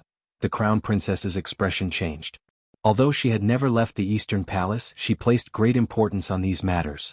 Every day, an endless stream of people would come to visit, hoping to curry favor with the Crown Prince. Thus, there were some matters that she knew even better than the Crown Prince. Hearing this, she asked, "Lord Father, everything today was carried out by Zhang Feng with an imperial decree. What does it have to do with the Crown Prince? Moreover, the Crown Prince is also a student who listens to Zhang Feng's orders." "You're right, but these are all superficial things. Even if Zhang Feng massacred Chang and city today, no one would care. What people care more about is how Zhang Feng will deal with the Tang family. Also, how should we deal with this phosphate fertilizer? In other words, Zhang Feng's decision today will directly affect the Crown Prince and his future path. Once he makes a decision, he will basically be labeled by all the major forces in the future." The Crown Prince consort was slightly shocked. Although Zhang Feng and the Crown Prince called each other brothers, there was still the relationship between the monarch and the minister. It was inevitable that people who knew him would recognize him. Moreover, this matter was already clear in front of some of the senior officials in the imperial court. Everyone was just afraid of the emperor's orders. However, if Zhang Feng were to act rashly and wipe out the entire Tang family, then the power behind the Tang family would be extremely dissatisfied. Thus, the Crown Prince would also be affected. However, if Zhang Feng were to soften his heart and let the Tang family go, then the consequences would only be more unfavorable. The Crown Prince consort couldn't help but become nervous. But Hou Junji was an old fox and he was in no rush. He began to leisurely admire the osmanthus flowers as if they were some sort of extraordinary object. The Crown Prince consort asked in surprise, "Father doesn't seem to be worried at all? Did you already make a decision?" Hou Junji plucked a bouquet of osmanthus flowers and handed it to the Crown Prince consort. "At this time, His Imperial Majesty has decreed that we can only sit and wait for the result. It all depends on what Tubo and Tuyuhun think." "What? How could this matter have anything to do with Tubo and Tuyuhun?" The Crown Prince consort was alarmed. Hou Junji smiled. "Do you still remember the several thousand craftsmen that His Imperial Majesty sent to Tubo and Tuyuhun to deal with the drought and locust plague? In truth, these people are called craftsmen, but they are actually spies of my great Tang. But not even His Majesty knows of this. It was because of their infiltration that the Tang clan's foreign faction, which was on the verge of death, was revived. This is the Tang clan's trump card. But it seems like old Tang House plan is about to fail." The Crown Prince consort was even more confused. What's going on here? Could it be that His Imperial Majesty sent someone from the Tang clan? Hou Junji said nothing. Instead, he looked up at the setting sun and said, "If my guess is correct, His Imperial Majesty should have received a memorial by now, right?" At the same time, the Secretariat had also received an urgent memorial. The moment they received the memorial, they were alarmed and hastily sent someone to invite Fang Xianling back to the Secretariat. As soon as Fang Xianling entered the Secretariat, everyone in the Secretariat gathered outside his office. Fang Xianling frowned and asked, "What is the meaning of this?" "Master Fang, you should first take a look at this urgent memorial from the Longyu Circuit." Fang Xianling was shocked when he heard this. He hurriedly took the memorial from the man's hand and read it carefully. Fang Xuanling's face suddenly changed. He hastily shouted, "Quickly prepare a sedan chair. Old man wants to enter the palace to meet His Imperial Majesty." Chapter 1392. At the Tang residence near the Gate of Golden Light in Chang and West City. At the Tang residence. Because of Zhang Feng's arrival, all the people in Chang and quickly gathered around. Tang Hao seemed to be in no hurry at all. Along with hundreds of servants, he surrounded the residence and confronted Zhang Feng. Cheng Chumo and the others let loose, pointing at Tang Hao's nose and cursing him. How could the Tang family members take it? They started cursing at each other as well. They looked like shrews cursing on the street. However, Tang Hao still ignored him. Zhang Feng also ignored them. Zhang Feng could vaguely sense that Tang Hao was too calm. He frowned and asked, "Old Yu Ligan, do you know if the Wang clan will stand up at this time?" Yu Qigong thought for a moment and said, "I don't think so. As long as the Wang family has a brain and doesn't want to make an enemy of the emperor, he won't stand up." Zhang Feng nodded and pointed at Tang Hao. "Then tell me, who is he waiting for?" Yu Qigong, Li Gan, and the others immediately realized where the problem lay. However, even though they knew a lot of secrets, they did not know what other methods the Tang family possessed. If there were any, it would be because of their friendship with the retired emperor. However, at this time, the retired emperor did not say anything. In other words, what their Tang family had done this time around had indeed caused the retired emperor to be furious. Otherwise, the retired emperor's men would have sent a secret memorial to him by now. At this moment, two people hurriedly squeezed through the crowd. The person in the lead was Li Shimin's eunuch, Xiao Gizi. Xiao Gizi and Zhang Feng bowed, then looked at Yu Qigong and Li Qingqian. "Young Master Li, Old Master Yu, Second Master has something to tell you. He wants you to hurry back." The three of them were shocked when they heard that. Something to tell them at this time? What could it be? Zhang Feng didn't think much of it. In his opinion, the two of them were called back because the emperor had something important to tell them. Could it be that the emperor and the retired emperor wanted to protect the Tang family? After all, in his opinion, if the emperor didn't want to protect the Tang family, then there was no need for him to send people to investigate the Tang family before he came. Zhang Feng couldn't help but ask, "Hey, did Lao Li mention anything about this place?" When Xiao Gizi heard this, he looked at Zhang Feng strangely and then looked at Li Qingqian. He then said, "Prince Zhang, Second Master said before that you have full authority to handle the matters here. However, this is just the beginning." Later on, he suddenly received something and hurriedly had Elder Yu and young Master Li return. "As for the matters here, you should wait first." "Alright, I'll wait." When Zhang Feng heard this, he instantly understood most of the situation. Something had happened to the emperor. In other words, the emperor wanted to protect the Tang family? After they left, Zhang Feng glanced around and saw that Feng Ong from the Ministry of Justice was still standing to the side. He couldn't help but ask, "Lord Feng, you heard what they said just now. Then what about the matters here?" As he spoke, Zhang Feng glanced behind Feng Ong. How could Feng Ong not understand Zhang Feng's meaning? He gritted his teeth and said, "Prince Zhang, after all, this official still has some matters to attend to, so I'll take my leave first. I hope Prince Zhang won't be impatient. We'll be back soon." As he spoke, Feng Ong hurriedly led the people from the Ministry of Justice away. What a joke. The emperor's favorite, Xiao Gizi, had already spoken. At this time, Zhang Feng also spoke. It was obvious that he wanted to make a move. At this time, the emperor called the two of them away. It was clear that he didn't want to get involved in this matter. Then what was he doing here? If he didn't leave now, when would he leave? After everyone had left, the crowd's discussion grew even louder, and Tang Hao's gaze gradually turned cold. He didn't expect that they would leave at this time. What was the meaning of this? At this time, Zhang Feng called out to Cheng Chumo and the others, who were blushing with anger. Cheng Chumo was so angry that his beard blew and his eyes widened. "Fengzi, that brat's mouth is too cheap. He actually dared to call you a motherless bastard. Wait for Lao Tzu to tear him apart alive." "Who said that?" Before Zhang Feng could speak, Gao Can shouted angrily. This shout startled Ching Chumo.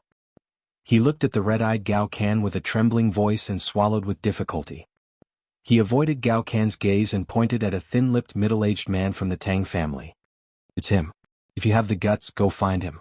Don't shout at me. Gao Can heard this and clenched his fists. Zhang Feng didn't stop him. Instead he looked at Ching Chumo and said, Lao Li just sent a message. He said that he has something important to discuss. You guys should go and listen. Hearing this, Wei Shuyu and the others instantly noticed that Li Qingqian and Yu Qigong were gone. They hurriedly said, But if you leave, won't you be at a disadvantage?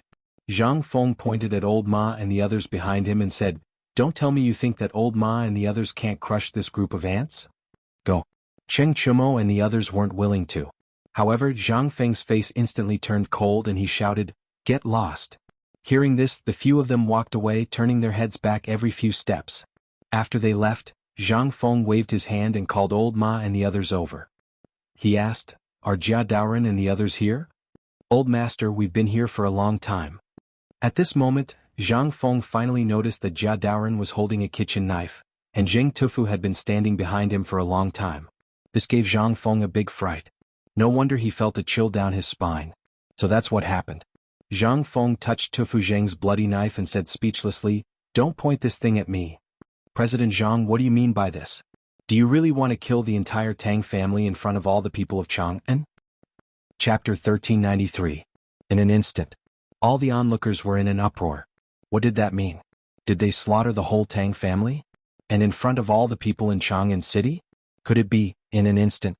All the onlookers were in an uproar. Damn it. It seems that the people of the Ministry of Justice were sent away just now. Could it be that Prince Zhang and President Zhang really want to kill people on the street? I think it's possible. President Zhang is kind-hearted, but what the Tang family did was really a bit too much. You didn't see the situation in Mount Shao today. The whole place is in chaos. You should know that group of hooligans, but they beat up everyone they saw in Mount Shao today. And anyone who dares to say a good word about President Zhang will be beaten up by them. What? That's outrageous. They are so arrogant. Are the runners sent to Mount Shao by the Chang and local government just for show? For show? You don't know. Where are the people of the local government? They were all kidnapped by them. This terrifying? Are they so arrogant? Do you think you all know Chen Wanli, the son of Chen Tong, the manager of Hungtong Money House? Yes, I know. Didn't that guy do a paper business with Hungtong Money House? I heard that it was very popular and made a lot of money. But, I know. Today, Chen Wanli is holding a funeral in his mansion. Now President Zhang is wearing mourning clothes in person. Is Chen Wanli gone? In an instant, all the people knew the cause and effect of the matter, and the people of the Tang family also heard the discussion.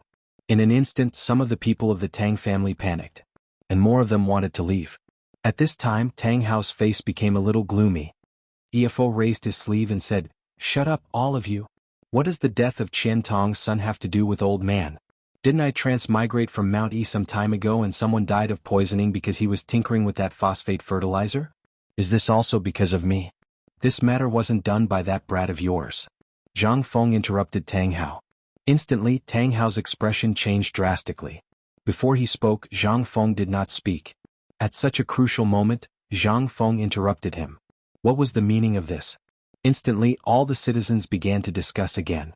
Zhang Feng shouted, Everyone. I'm sure everyone knows about the mask that has been circulating recently, right? That's right. That thing was indeed created by me, but do you know what it is used for?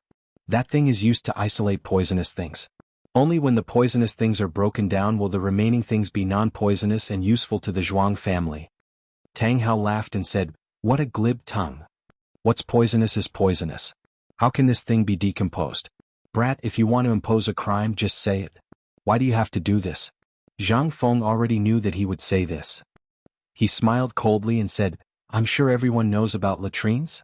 And they're latrines that are always closed. The smell of the phosphate fertilizer is similar to that thing. I'd like to ask everyone, what will happen if we spend too much time in the latrines? What will happen if one of you spend a night in the latrines?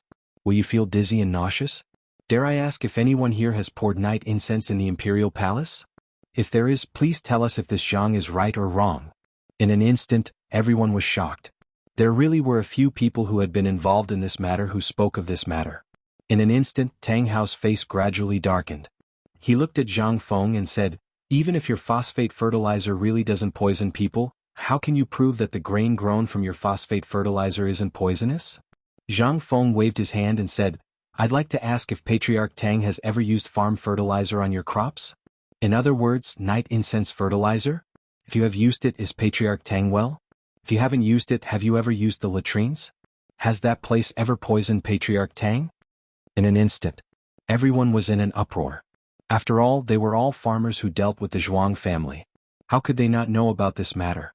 The matter of Dr. Sun eating yellow ginger on the street and Zhang Feng's statement on the street today instantly made everyone understand the truth of the matter. However, they also instantly realized that there seemed to be something wrong with this matter. That was, did this matter have anything to do with the Tang family? If it had nothing to do with the Tang family, what was President Zhang doing? But it was impossible to say that it had nothing to do with the Tang family. The emperor and the people from the Ministry of Justice couldn't just ignore it. Moreover, they had handed the matter over to Zhang Feng. Most importantly, the four great Confucian scholars and Dr. Sun were all on Zhang Feng's side. On one side were the emperor, the Ministry of Justice, the Chang and local government, the four great Confucian scholars and Dr. Sun, and on the other side was the unruly and domineering Tang family. For a moment, the truth of this matter had been revealed to the world. Moreover, the young master of the Tang family was an existence that everyone in Chang and city wanted to beat up. If you were to say that he was capable of doing such a thing, it would really be his style. After all, every autumn after the harvest, the tenant farmers of the Tang family would often receive such treatment from the Tang family. For a moment, all the people on the street who had been persecuted by the Tang family hid far away and criticized the Tang family for their persecution over the years. The people of the Tang family and the servants finally retreated slowly at this time. Seeing this, Tang Hao's eyes became a little cold.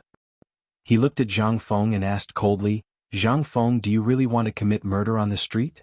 Zhang Feng spread his hands and said, "In comparison, I, Zhang Feng, am not interested in killing people. I'm just here for revenge." Chapter 1394. Tang Hao heard this. Tang Hao narrowed his eyes. "Revenge? Aren't you afraid of the authorities? Are you going to defy the law like this? How can someone like you be called a great scholar? How can you be the director of a hospital?" Zhang Feng ignored Tang Hao. He patted Gao Ken on the shoulder and said, "Gao Ken, who did Tainyo say was scolding me?" "It's him." Gao Ken angrily pointed at the middle-aged man and roared. Zhang Feng nodded and said, "Then go." "How dare you? Zhang Feng, this is the Tang family. How can you kill people here? Guards, if anyone dares to take a step forward, kill them." Hearing this, old Ma directly raised his arm and shouted, "Protect the director. If anyone dares to come close, kill them. Kill." In an instant, more than 60 people wearing white shirts with the words "White Deer Security" embroidered on their chests stood in front of Zhang Feng, surrounding him behind them. How could these random guards compare to that aura? When the commoners saw this, they quickly retreated in shock. Gao Ken was like an iron tower. Naturally, he was taller than ordinary people. At this time, the burly men of the Tang family were like strong lambs in front of Gao Kansas. How could they stop Gao Ken? In addition, Gao Ken had trained in the army for a month. At this time, although he was not good at weapons, he still gave people a very oppressive feeling even if he was barehanded. "Zhang Feng, you bastard, what do you want to do?" The middle-aged man and Tang Hao almost shouted in anger at the same time. However, Zhang Feng acted as if he didn't hear anything. He turned around and cupped his fists towards the people behind him. "Everyone, today Zhang Feng is here to seek justice for my brother and also to take revenge. Moreover, I came here with the emperor's imperial edict. However, the Tang family refused to cooperate and even insulted me. That's fine, but just a moment ago, I heard that the people accused the Tang family of taking bribes and bending the law. Not only that, they also committed many crimes over the years. I, Zhang Feng, as the Viscount of Xingshan, should share the emperor's burden. Today I, Zhang Feng, am here to investigate. You have also seen that the Tang family not only did they block the Ministry of Justice's Assistant Minister Feng Ong from investigating, they also tried to use force to intimidate us. What is this? This is a crime of treason." As he spoke, Zhang Feng unfolded the imperial edict. In an instant, the crowd of people all knelt down. Zhang Feng raised the imperial edict and said, "Today the emperor has issued an imperial edict. He wants me, Zhang Feng, to handle this matter impartially. The people who have been bullied by the Tang family in the past can report to me. Today I, Zhang Feng, will redress the grievances of the people. Wow. In an instant, all the people were shocked.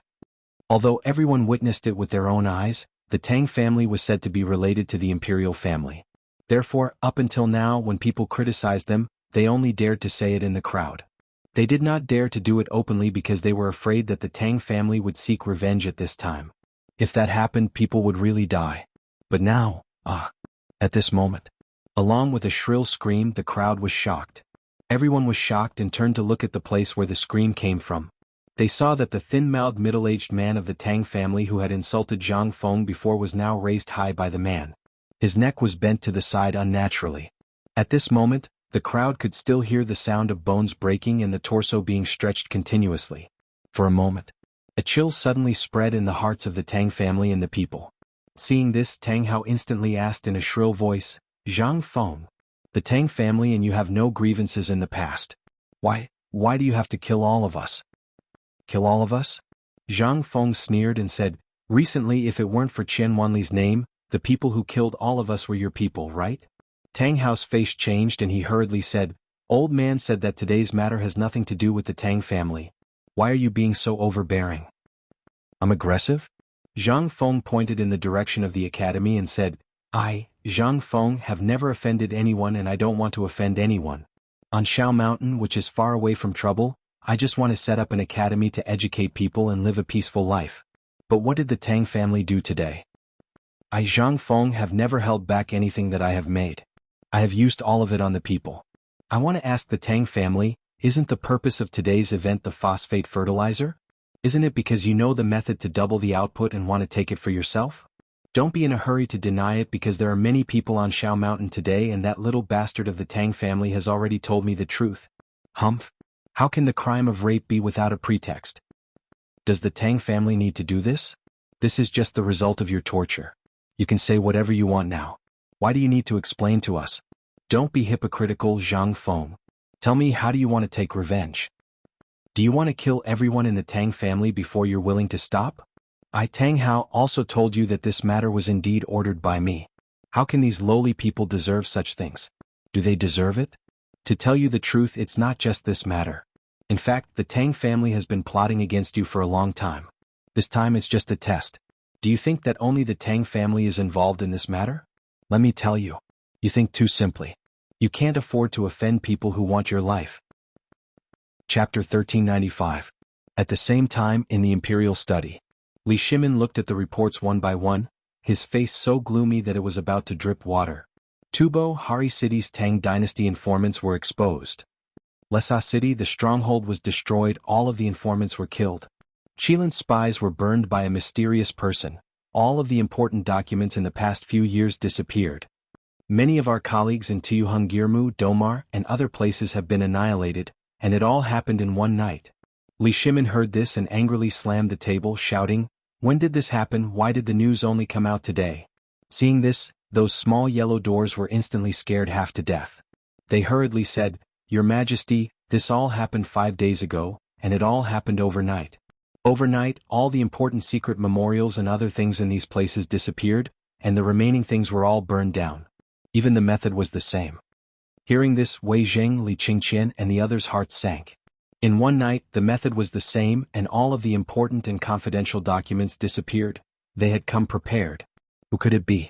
Li Shimin lit a cigarette and asked with trembling hands, "Did you find out who did it?" Replying, "To your Majesty, there were no clues left in the places where the families were destroyed, but there was a strange thing. There was a businessman surnamed Tang who would open his business in a high-profile manner the next day, and it was all grain at half price." Tang family. Tang family again. I should have thought it was the Tang family. Li Shimin's face was instantly filled with killing intent. "All of you leave." After everyone left, Li Shimin once again wandered around the imperial study. After a while he asked, "Everyone, have you ever thought about whether this Tang family is this Tang family?" Previously, if Li Yuan hadn't told Li Shimin some of the secrets of the Tang family, Li Shimin really wouldn't have guessed. But now, combined with what he was doing and what Yu Qigong had said, this Tang family seemed to be waiting for something, not afraid of Zhang Feng and not even afraid of the imperial edict. He had a guess. Now the truth was out. Thinking of this, Li Shimin asked, Du Ruhui quickly investigate from the drought to the plague of locusts, how many spies were sent to Tubo and Tuyuhun, and how many of them were from the Tang family? Hearing this, Du Ruhui hurriedly went to investigate. A moment later, Du Ruhui entered the imperial study with a list of names and said, "Your Majesty, in total, more than 3,000 people have been sent out. Most of them are from the local factions of Guangzhong and people loyal to your Majesty, but this Tang family seems to have less than 100 people. 100. This time, Li Shimin finally understood. Although there were only 100 people, it seemed that these 100 people had linked the plan together. Moreover, if they were to interact with these people, it wouldn't be difficult to find out who was sent this time. As long as there was someone who wanted to do something, then, in addition, he had just received a secret report that the Tang family had been selling firearms in recent years, so there was no need to think about it. Your Majesty, this subject has something to say. Zhang Sun Wuji stood up and said. Li Shimin waved his hand and said, "Speak." This subject thinks that the Tang family might be the ones who destroyed the secret outposts in Tubo and Tuyuhun. This subject agrees. This subject also agrees. Hearing this, Fang Xianling, Du Ruhui, and the others all stood up and said. Li Shimin frowned slightly. Such a big matter couldn't be a coincidence, but more like someone was planning something. Cheng Yaojin saw this and hurriedly said, "Your Majesty, I don't think this is Kang Yingda's doing. Although he is usually a little arrogant, he wouldn't be able to do something like this." But under Li Shimin's glare, he hurriedly took back his words. Li Shimin nodded. "You're right. As long as Kang Yingda isn't crazy, he wouldn't do something like this." Reporting. At this moment, a Jinwu guard rushed into the imperial study. Seeing that the officials were hesitating, Li Shimin said unhappily, "Speak. We just received news from the Tang residence. The head of the Tang family, Tang Hao, said in public that the Tang family wasn't the only one who dealt with Prince Zhang. Moreover, the head of the Tang family admitted his guilt in public." Li Shimin was shocked when he heard this and hurriedly asked, "Jinwu guard, did you find any strange or suspicious people outside the Tang residence?" The Jinwu guard cupped his fists and said, "We haven't found anything yet. This matter was a little strange. What exactly was Tang Hao thinking? Why was he so sure? Where did his courage come from?" Li Shimin couldn't suppress his killing intent anymore. He said indifferently, "What did Zhang Feng say?" Prince Zhang said that he was just following the law and investigating Qian Wanli's murderer and the real culprit. Moreover, that person called Gao Can has already killed the person who insulted Prince Zhang. Prince Zhang is now seeking justice for the people and seems to want to. Li Shimin heard this and asked, "Everyone, what do you think should be done? Should we stop them?" This. Wei Zhang and the others were in a difficult position. It was reasonable to stop this matter and hand it over to Marble for interrogation. But if they left it alone, the academy wouldn't have a moment of peace in the future. They would fall into the Tang family's trap again. After thinking for a long time, Li Qingqian said, "Imperial Father, I think that this matter can't be delayed." Chapter 1396. In fact, when Li Shimin discussed this matter with Li Yuan, he had thought about the possibility of this. However, he never expected that such a thing would happen at this time. The matter of the Tibetan spies was something that he had planned for a long time. Furthermore, it was related to his grand plan of unifying Tibet in the future. If he really killed the people of the Tang clan, then the people of the Tang clan in Tibet would definitely reveal even more spies of the Great Tang. If that was the case, it was not good for the current situation. If the Tibetans were enraged and mobilized their troops, the Great Tang would be in an even greater predicament. But if he did not do anything about it, not only would Zhang Feng's academy be unable to maintain, but there would be endless such things in the future. Once such a precedent was set, the mastermind behind this would be more unscrupulous. Who was the mastermind behind this? Li Shimin slammed his fist on the table, scaring Wei Zhang and the others. They hurriedly got up, bowed and stood in place, not daring to move. Moreover, this matter was extremely troublesome even for them. They did not dare to make a decision lightly, let alone the emperor. Yuqigong, tell me your thoughts. Also, what exactly happened in the military camp? Yuqigong hurriedly said, "Your Majesty, this is the confession of the Tangs and those scoundrels." As he spoke, he handed over a blood-stained memorial. Li Shimin frowned slightly and said, "Did you torture them?" "Well, the Tangs didn't torture them. They were just a few scoundrels who made the most noise." Hearing this, Li Shimin nodded and read it 3 times without missing a word. The more he read, the more he could not suppress the anger in his heart. After a while, Li Shimin was furious and said, "Guards, check all the properties of the Tangs. Anyone surnamed Tang in Chang, and should be handed over to the Ministry of Justice for strict interrogation. Everyone related to this matter should be investigated. Anyone who dares to stop me should be killed. As for the Tangs, let Fengzi deal with them himself. When Wei Jing heard this, he hurriedly asked, Your Majesty, you can't. The Tang family is involved in a lot of things, and there must be a mastermind behind all this. If you, it will only make things worse. Moreover, the Tang family members who are scattered outside are even more numerous. Your Majesty, please reconsider. How many can there be? Catch as many as you can. Li Shimin waved his sleeve and said, Zhen has decided. Hurry up and do it. Wei Jing sighed bitterly. Fang Xianling hurriedly asked, Your Majesty, Kong Yingda was wrongly accused in this matter. Did Kong Yingda? Speaking of Kong Yingda, Li Shimin felt a headache coming on. If you want to kill him, then so be it. He really couldn't kill him. Let's not kill him, right? This old fellow really likes to jump around. After thinking for a while, Li Shimin said, Pass down the decree. Let Kong Yingda write a memorial and hand it over. Go back to your hometown. No one from the Kong family is allowed to step into Chang, and for the rest of their lives. Anyone who dares to plead for mercy will end up like this. At the Tang mansion, everyone was in a state of panic. People kept coming to Zhang Feng's place to denounce the Tang family for doing all kinds of evil things to them. Niu Weili also came in a hurry. As long as he could prove it, he would investigate on the spot. Then he would chain up no less than 10 people. The gate of the Tang mansion was still blocked by people. However, there were very few people behind Tang Hao. Tang Hao didn't seem to care too much about this. Instead, he looked straight at Zhang Feng. After the last person in charge of the Tang family behind him was taken away, Niu Weili stood in front of him and scolded, Tang Hao, someone accused you of killing Tu Laosan and his family of 3 years ago at the 10-mile slope. How do you explain this? And just now the Yamen runners dug up 9 skeletons there. How do you explain this? Tang Hao looked at Niu Weili with disdain and said, I did it. What are you going to do about it? As a slave, you should have the consciousness of a slave. You dared to dirty old man's clothes. It's normal to want the lives of his family. Lord Niu, what do you want to do? Do you want the old man to pay with his life for those 9 bastards? Why don't you ask them if they deserve it? Niu Weili was in a dilemma. Although he did want to arrest Tang Hao, and what Tang Hao did today was witnessed by everyone, it was reasonable for him to be detained. However, Zhang Feng was here and he was the one in charge. Niu Weili couldn't overstep his authority. He quickly asked, Prince Zhang, what do you think we should do about this? Zhang Feng stared into Tang Hao's eyes and said, A debt must be paid with money. A life must be paid with a life. This is an iron law since ancient times. Do you still need to ask me about this? Niu Weili was in a dilemma. But what?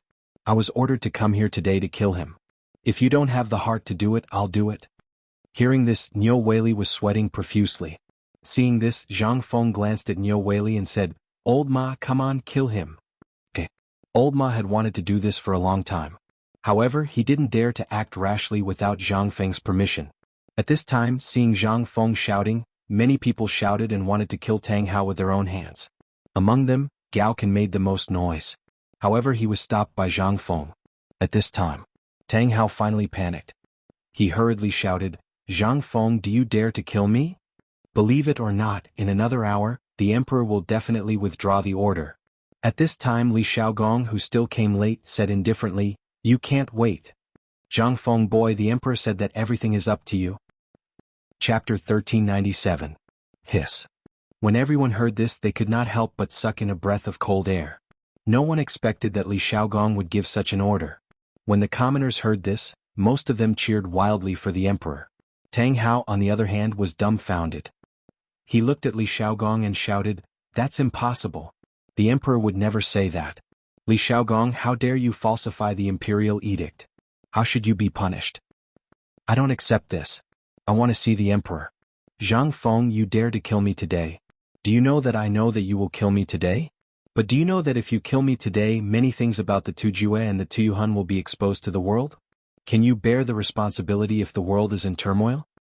Zhang Feng, you said that you are doing this for the benefit of the people. You are simply putting the people of the Tang dynasty in a terrible situation. Zhang, you let go of the old man. The old man has something to say. Zhang Fengli couldn't be bothered with him. He bowed respectfully to Li Xiao and said, Lord Li, is what he said true? Li Shaogong gave him a brief summary of what the emperor had said and the information he had received today. When Zhang Feng heard this, he instantly understood what Tang Hao was using as a shield. He was simply courting death. He thought that Tang Hao would have something powerful to rely on. It turned out that he was testing the waters on the verge of death. Since the emperor could think of the same things as Zhang Feng, this matter was equivalent to Zhang Feng's scheme. How could he not have a backup plan if he could think of so many things? Did he really think that he could use the small clues that his Tang family had discovered as a means to threaten the emperor? This was simply, what an idiot. Li Shaogong seemed to know about Zhang Feng's plan. He could not help but ask, I heard that this plan is exactly as you guessed? If that's the case, what do you plan to do? Zhang Feng rubbed his forehead. Today I came here for my brother. As for the rest, even if it's a big matter, let's talk about it another day. Hearing this, Li Shaogong didn't know what else to say. He cupped his fists and left in a hurry. He seemed to have gone to report on his mission. As for Zhang Feng, he never liked killing people, but if they dared to provoke him, there was nothing he could say. At this moment, Gao Can led his men and charged in. Niu Weili also led a large group of bailiffs and White Deer College's security guards and charged in. Only Jing Tufu and Shiva were left behind, glaring at Zhang Feng like tigers watching their prey. As for the commoners, they surrounded Tang Hao and sent him to the canal by the roadside.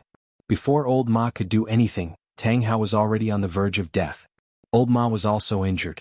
Old Ma was so angry that he tied Tang Hao to a willow tree by the canal and stood aside, ignoring him. At this moment, how could the furious commoners wait any longer?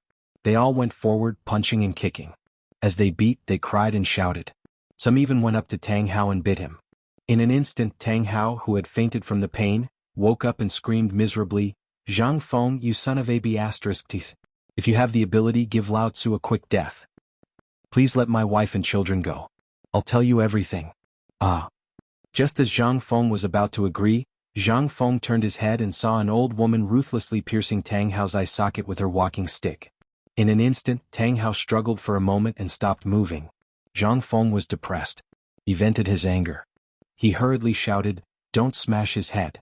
We still have to pay respects to Wanli later. At Tang Mansion, everything went smoothly. Moreover, the main culprit had been executed. Zhang Feng did not want to continue the killing. Anyway, the Tang family was not clean. He would leave it to Niu Weili and the Ministry of Justice to deal with. Tang Hao's head was placed in a broken gunny sack by Old Ma and handed to Zhang Feng. Blood was still dripping from the head. Zhang Feng carried the head without hesitation. Once again he led the pale-faced Ma Zhou and the rest to Qian Wanli's mansion. Zhang Feng glanced at Ma Zhou and asked, do you think I went overboard? Ma Zhou and the rest looked at the head that was still dripping with blood and the commoners who were excitedly cheering with firecrackers. They nodded their heads. Teacher, I think it's best to leave this matter to the authorities. Zhang Feng glanced at Hao Chujun and the rest. Seeing that they had the same thoughts as Ma Zhou, he could not help but sigh. You haven't learned enough. This matter can indeed be left to the authorities. However, do you know that the one who died was your brother? You and Wanli are all my brothers. If I don't personally deal with this matter today, do you think the academy will be able to live peacefully in the future? It won't. Because those with ulterior motives will think that the people of the academy are easy to bully. What happened today will happen again. As for who will be next, I don't know. However, I don't want to lose any of you. This is the main reason why I took action today. Firstly, it is to seek justice for Wanli. Secondly, it is to tell the world that White Deer College is under the protection of me, Zhang Feng. Whoever dares to cause trouble will have to go through me, Zhang Feng. Chapter 1398. Master, someone just said that President Zhang killed Wanli personally. Now the Tang family has been massacred by President Zhang and Zhang Feng. Tang Hao was also beaten to death by the people. At this moment, Zhang Feng is rushing here. Should we? No. My nephew can't die in vain. This is all because of that bastard Zhang Feng. If it weren't for him, how could Wanli be in such a mess? Beat Zhang Feng to death to avenge my brother. After the butler told them about what had happened to Zhang Feng, the Qian family who heard the news were instantly furious. Basically, they didn't allow Zhang Feng to come. After all, before Qian Wanli was just an ordinary person. But now, Qian Wanli was equivalent to the hope of the Qian family's rise. Moreover, Qian Wanli's business was not limited to just this little bit. One had to know that although the higher-ups had already given him the title of Baron of County, compared to the glorious road that Wanli could bring to the family in the future, this title was nothing. Qian Tong listened to the angry voices, looked at the crying madam and then looked at the coffin. He sighed and said, because of Prince Zhang's care, the Qian family can be said to have risen to the clouds. If it weren't for Prince Zhang's approval for Wanli's sake, do you think that the Qian family would be qualified to touch the sales of white paper? He had stayed in Chang, and for a long time. Naturally, he knew some of the secrets. Although he didn't know who was selling white paper in the other shops, those shops were all owned by the royal family and the dukes. One could only imagine who would be able to buy these shops. If Zhang Feng could give him the right to sell white paper, how could he, a small businessman, do that? This matter is Wanli's bad luck. Prince Zhang is always Wanli's teacher. Today Prince Zhang can cause havoc in Chang and city for Wanli. Our Qian family is satisfied. But, big brother, Wanli is the hope of our Qian family. At this time, a man who looked quite similar to Qian Tong, but was slightly thin and dark, said with some anger. At this moment, two other men and women who looked similar to Qian Tong also gathered around. Although our Qian family isn't a big family or a famous official, we still have some influence in Chang and the surrounding areas. Today Wanli's nephew and disciple met with such an accident. We really can't take this lying down. And big brother, you only have Wanli, alas. Qian Tong at this time when he thought of this matter. Let's not talk about this anymore. Besides, even if my Wanli is no longer around, don't we still have the skewers? Hearing this, everyone's eyes couldn't help but burst into a burst of bitterness. That was right. Qian Wanli did Wanli. He was only 3 years away from Wanli. Wanli was a child Qian Tong had when he was away, but this child had some problems with his IQ. Although he was brought back to Chang, and in his early years, he had been unable to enter the family tree. This was also a person the Qian family didn't dare to mention. They were afraid of losing face. At this time, Qian Wanli was so outstanding that no one dared to mention the Qian family. But now Qian Tong took the initiative to mention it. How could everyone not be sad? Brother, why do you have to do this? Alas. Qian Tong waved his hand and sighed, okay, everything is fine. Zhang Feng is the benefactor of our Qian family. He was, is and will be. I don't want today's matter to happen again. If anyone dares to mention this in the future, I, Qian Tong, will definitely cut off all ties with them. Also, after Wanli's matter is over, we sisters should talk about the county baron title first.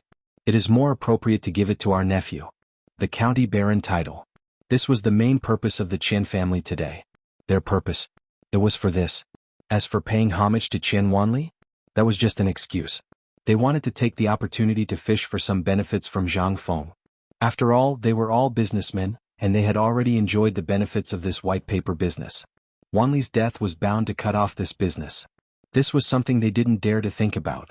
If they missed out on this money tree, what could be more profitable than this? Furthermore, Zhang Feng had more than these things in his hands. He also had the even more attractive phosphate fertilizer. This was also the culprit that caused Qian Wanli's death.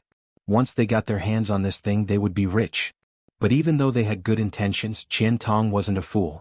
Zhang Feng could kill so many people in Chang'an today, and the imperial palace didn't care. What did this mean? This meant that the people in the imperial palace were paying attention to this matter, and it was the imperial palace who had blocked all of this. Otherwise, who would dare act so presumptuously in front of the Son of Heaven? Moreover, how could he, Qian Tong, not know what these relatives who had never met for 8 lifetimes were thinking? Qian Tong burned the paper in his hand and said, today's matter, I, Qian Tong, will make it clear in front of Wanli. What Prince Zhang gave me I will keep, and what I can't take I won't take a single word. If anyone dares to ask Prince Zhang for anything in front of me or behind my back, even if I have to risk my life, I will settle accounts with them. Chapter 1399. Qian Tong's words instantly caused an uproar. No one knew what Qian Tong was thinking. After all, at this time, his son had died because of Zhang Feng. At this time, it was not excessive to ask for his son's death. But why would Qian Tong give up? This was very unreasonable. Moreover, the purpose of everyone coming here today was for this matter. Now that Qian Tong said this, didn't it mean that their plans had fallen through? In an instant, everyone's thoughts couldn't help but become lively. Some people even began to feel angry and anxious because of this matter. Big brother, you're confused. Think about it, this is what Zhang Feng owes our Qian family. If it weren't for him, how could Wanli have died? We're all doing this for you. Big brother, if you don't want to think about yourself, then think about it. What if, after 100 years, you become a traitor? Would? Impudence. Qian Tong roared furiously. In an instant there was no more sound in the entire Chen house. Even Madame Chen, who was crying and burning joss paper for Chen Wanli, stopped crying. What are you shouting for? You sisters quarrel as soon as you meet, haven't you quarreled enough for several decades? Today Wanli's classmate has come to our Chen family as a guest, so how can you elders be so ridiculous? At this moment, old Madame Chen's angry voice sounded from the backyard. In an instant the expressions of Chen Tong and the others changed slightly. Chen Tong hurried over to the old lady and said, "Mother, what are you doing here? It's windy here, quickly help the old lady back." The old lady was a little dizzy as if there was a layer of mist covering her eyes, but at this time she stubbornly hit Chen Tong's hand and asked in confusion, "Tong, what are you doing? What are you doing? Why are you all wearing white? Isn't this nonsense? Today is Wanli's. Mother, Wanli is dead." A woman who looked very similar to Chen Tong couldn't help crying. Chen Tong heard this and hurriedly scolded, "Chen Shua, if you dare to talk nonsense in front of old madam again, do you believe I won't kick you out of the house today?" "Wait." When the old lady saw this, she hurriedly interrupted Chen Tong's words, staring at Chen Tong with her turbid eyes as she asked, "Little goose, tell me what happened to Wanli?" The old lady's eyes were blurred. But she was not confused. At this moment she was puzzled. Why did they all come back when it wasn't the New Year or any holiday? Moreover, they were all wearing mourning clothes. What was this for? Chen Tong glared at everyone, then hurriedly said, "Mother, you heard wrong. That child Wanli is going to worship his ancestors. He said that the emperor bestowed upon him the title of baron, so I called all of them back and prepared to worship our ancestors." Chen Tong spouted some nonsense. Finally the old lady calmed down. However, the old lady wasn't muddle-headed. When she heard this, she asked even more suspiciously, "Wanli? Where is Wanli? Where's Wanli? I want to hear from Wanli. That child Wanli wouldn't lie. Wanli, where are you? Come to Granny." Chen Tong heard this and tears poured out of his eyes. Mrs. Chen directly lay in front of Chen Wanli's coffin and cried silently. The Chen family finally realized that something was wrong at this time. They hurriedly tried to dissuade the old lady. The more they tried to dissuade her, the more suspicious the old lady became. Regardless of everyone's attempts to stop her, the old lady waved her crutches and let two young maidservants help her to the front of the hall. Just when everyone mistakenly thought that things couldn't be concealed anymore, Zhang Feng's voice sounded in a timely manner. "Granny." After hearing this voice, the old lady finally calmed down. She followed the voice in surprise and walked towards Zhang Feng. Everyone in the Chen family looked at the bloody sack in Zhang Feng's hand and were shocked. Chen Tong hurriedly stepped forward, wanting to say something, but was stopped by Zhang Feng. "This is the sacrifice I just asked for from the Tang family." While speaking, the old lady had already arrived in front of Zhang Feng. Zhang Feng grabbed the old lady and said, "Granny, let's go to the backyard and talk." "No." The old lady refused and shook her head again and again. "I heard that you were rewarded by the emperor?" Zhang Feng nodded and said, "Yes. Our Chen family is now rich. I'm also a person with a noble title." Good, good, good, let's go and pay respects to the ancestors of the Chen family. Without the blessings of our ancestors, how could our Chen family have such a good seedling like you? Let's go and pay respects to the ancestors. Chen Tong's tears never dried. If it was really his son standing here at this time, how good would that be? But, Mother, there are guests in the front yard, Wanli should go to the front yard. With this reminder, the old lady remembered something important. She quickly pushed Zhang Feng and said, "Oh right, our Chen family owes a lot to your dean. You have to go and take care of him. Don't leave him out in the cold. By the way, Tong, for such a big matter, we must be willing to spend money. We have to invite all the neighbors over to join in the fun." Zhang Feng suddenly saw the old lady's words and actions when he was admitted to the university. His heart ached and he said, "Grandma, grandson wants to talk with you." "Oh, there are so many guests." Zhang Feng took the old lady's hand and said, "It's okay, the dean said that filial piety is the most important. If we are filial to grandma, the dean will only praise us. Moreover, I also miss grandma." Hearing this, the old lady smiled and her wrinkled face opened up. She hurriedly pulled Zhang Feng to her backyard. At this time, Chen Tong and the others looked at the direction Zhang Feng and the old lady went and then looked at the sack in their hands that was still dripping blood. They didn't need to think to know that it was a head. Being brought here by Zhang Feng, who else could it be but Tang Hao's head of the Tang family? Chen Tong sighed and looked at Zhang Feng's back as he left. What should come will come in the end.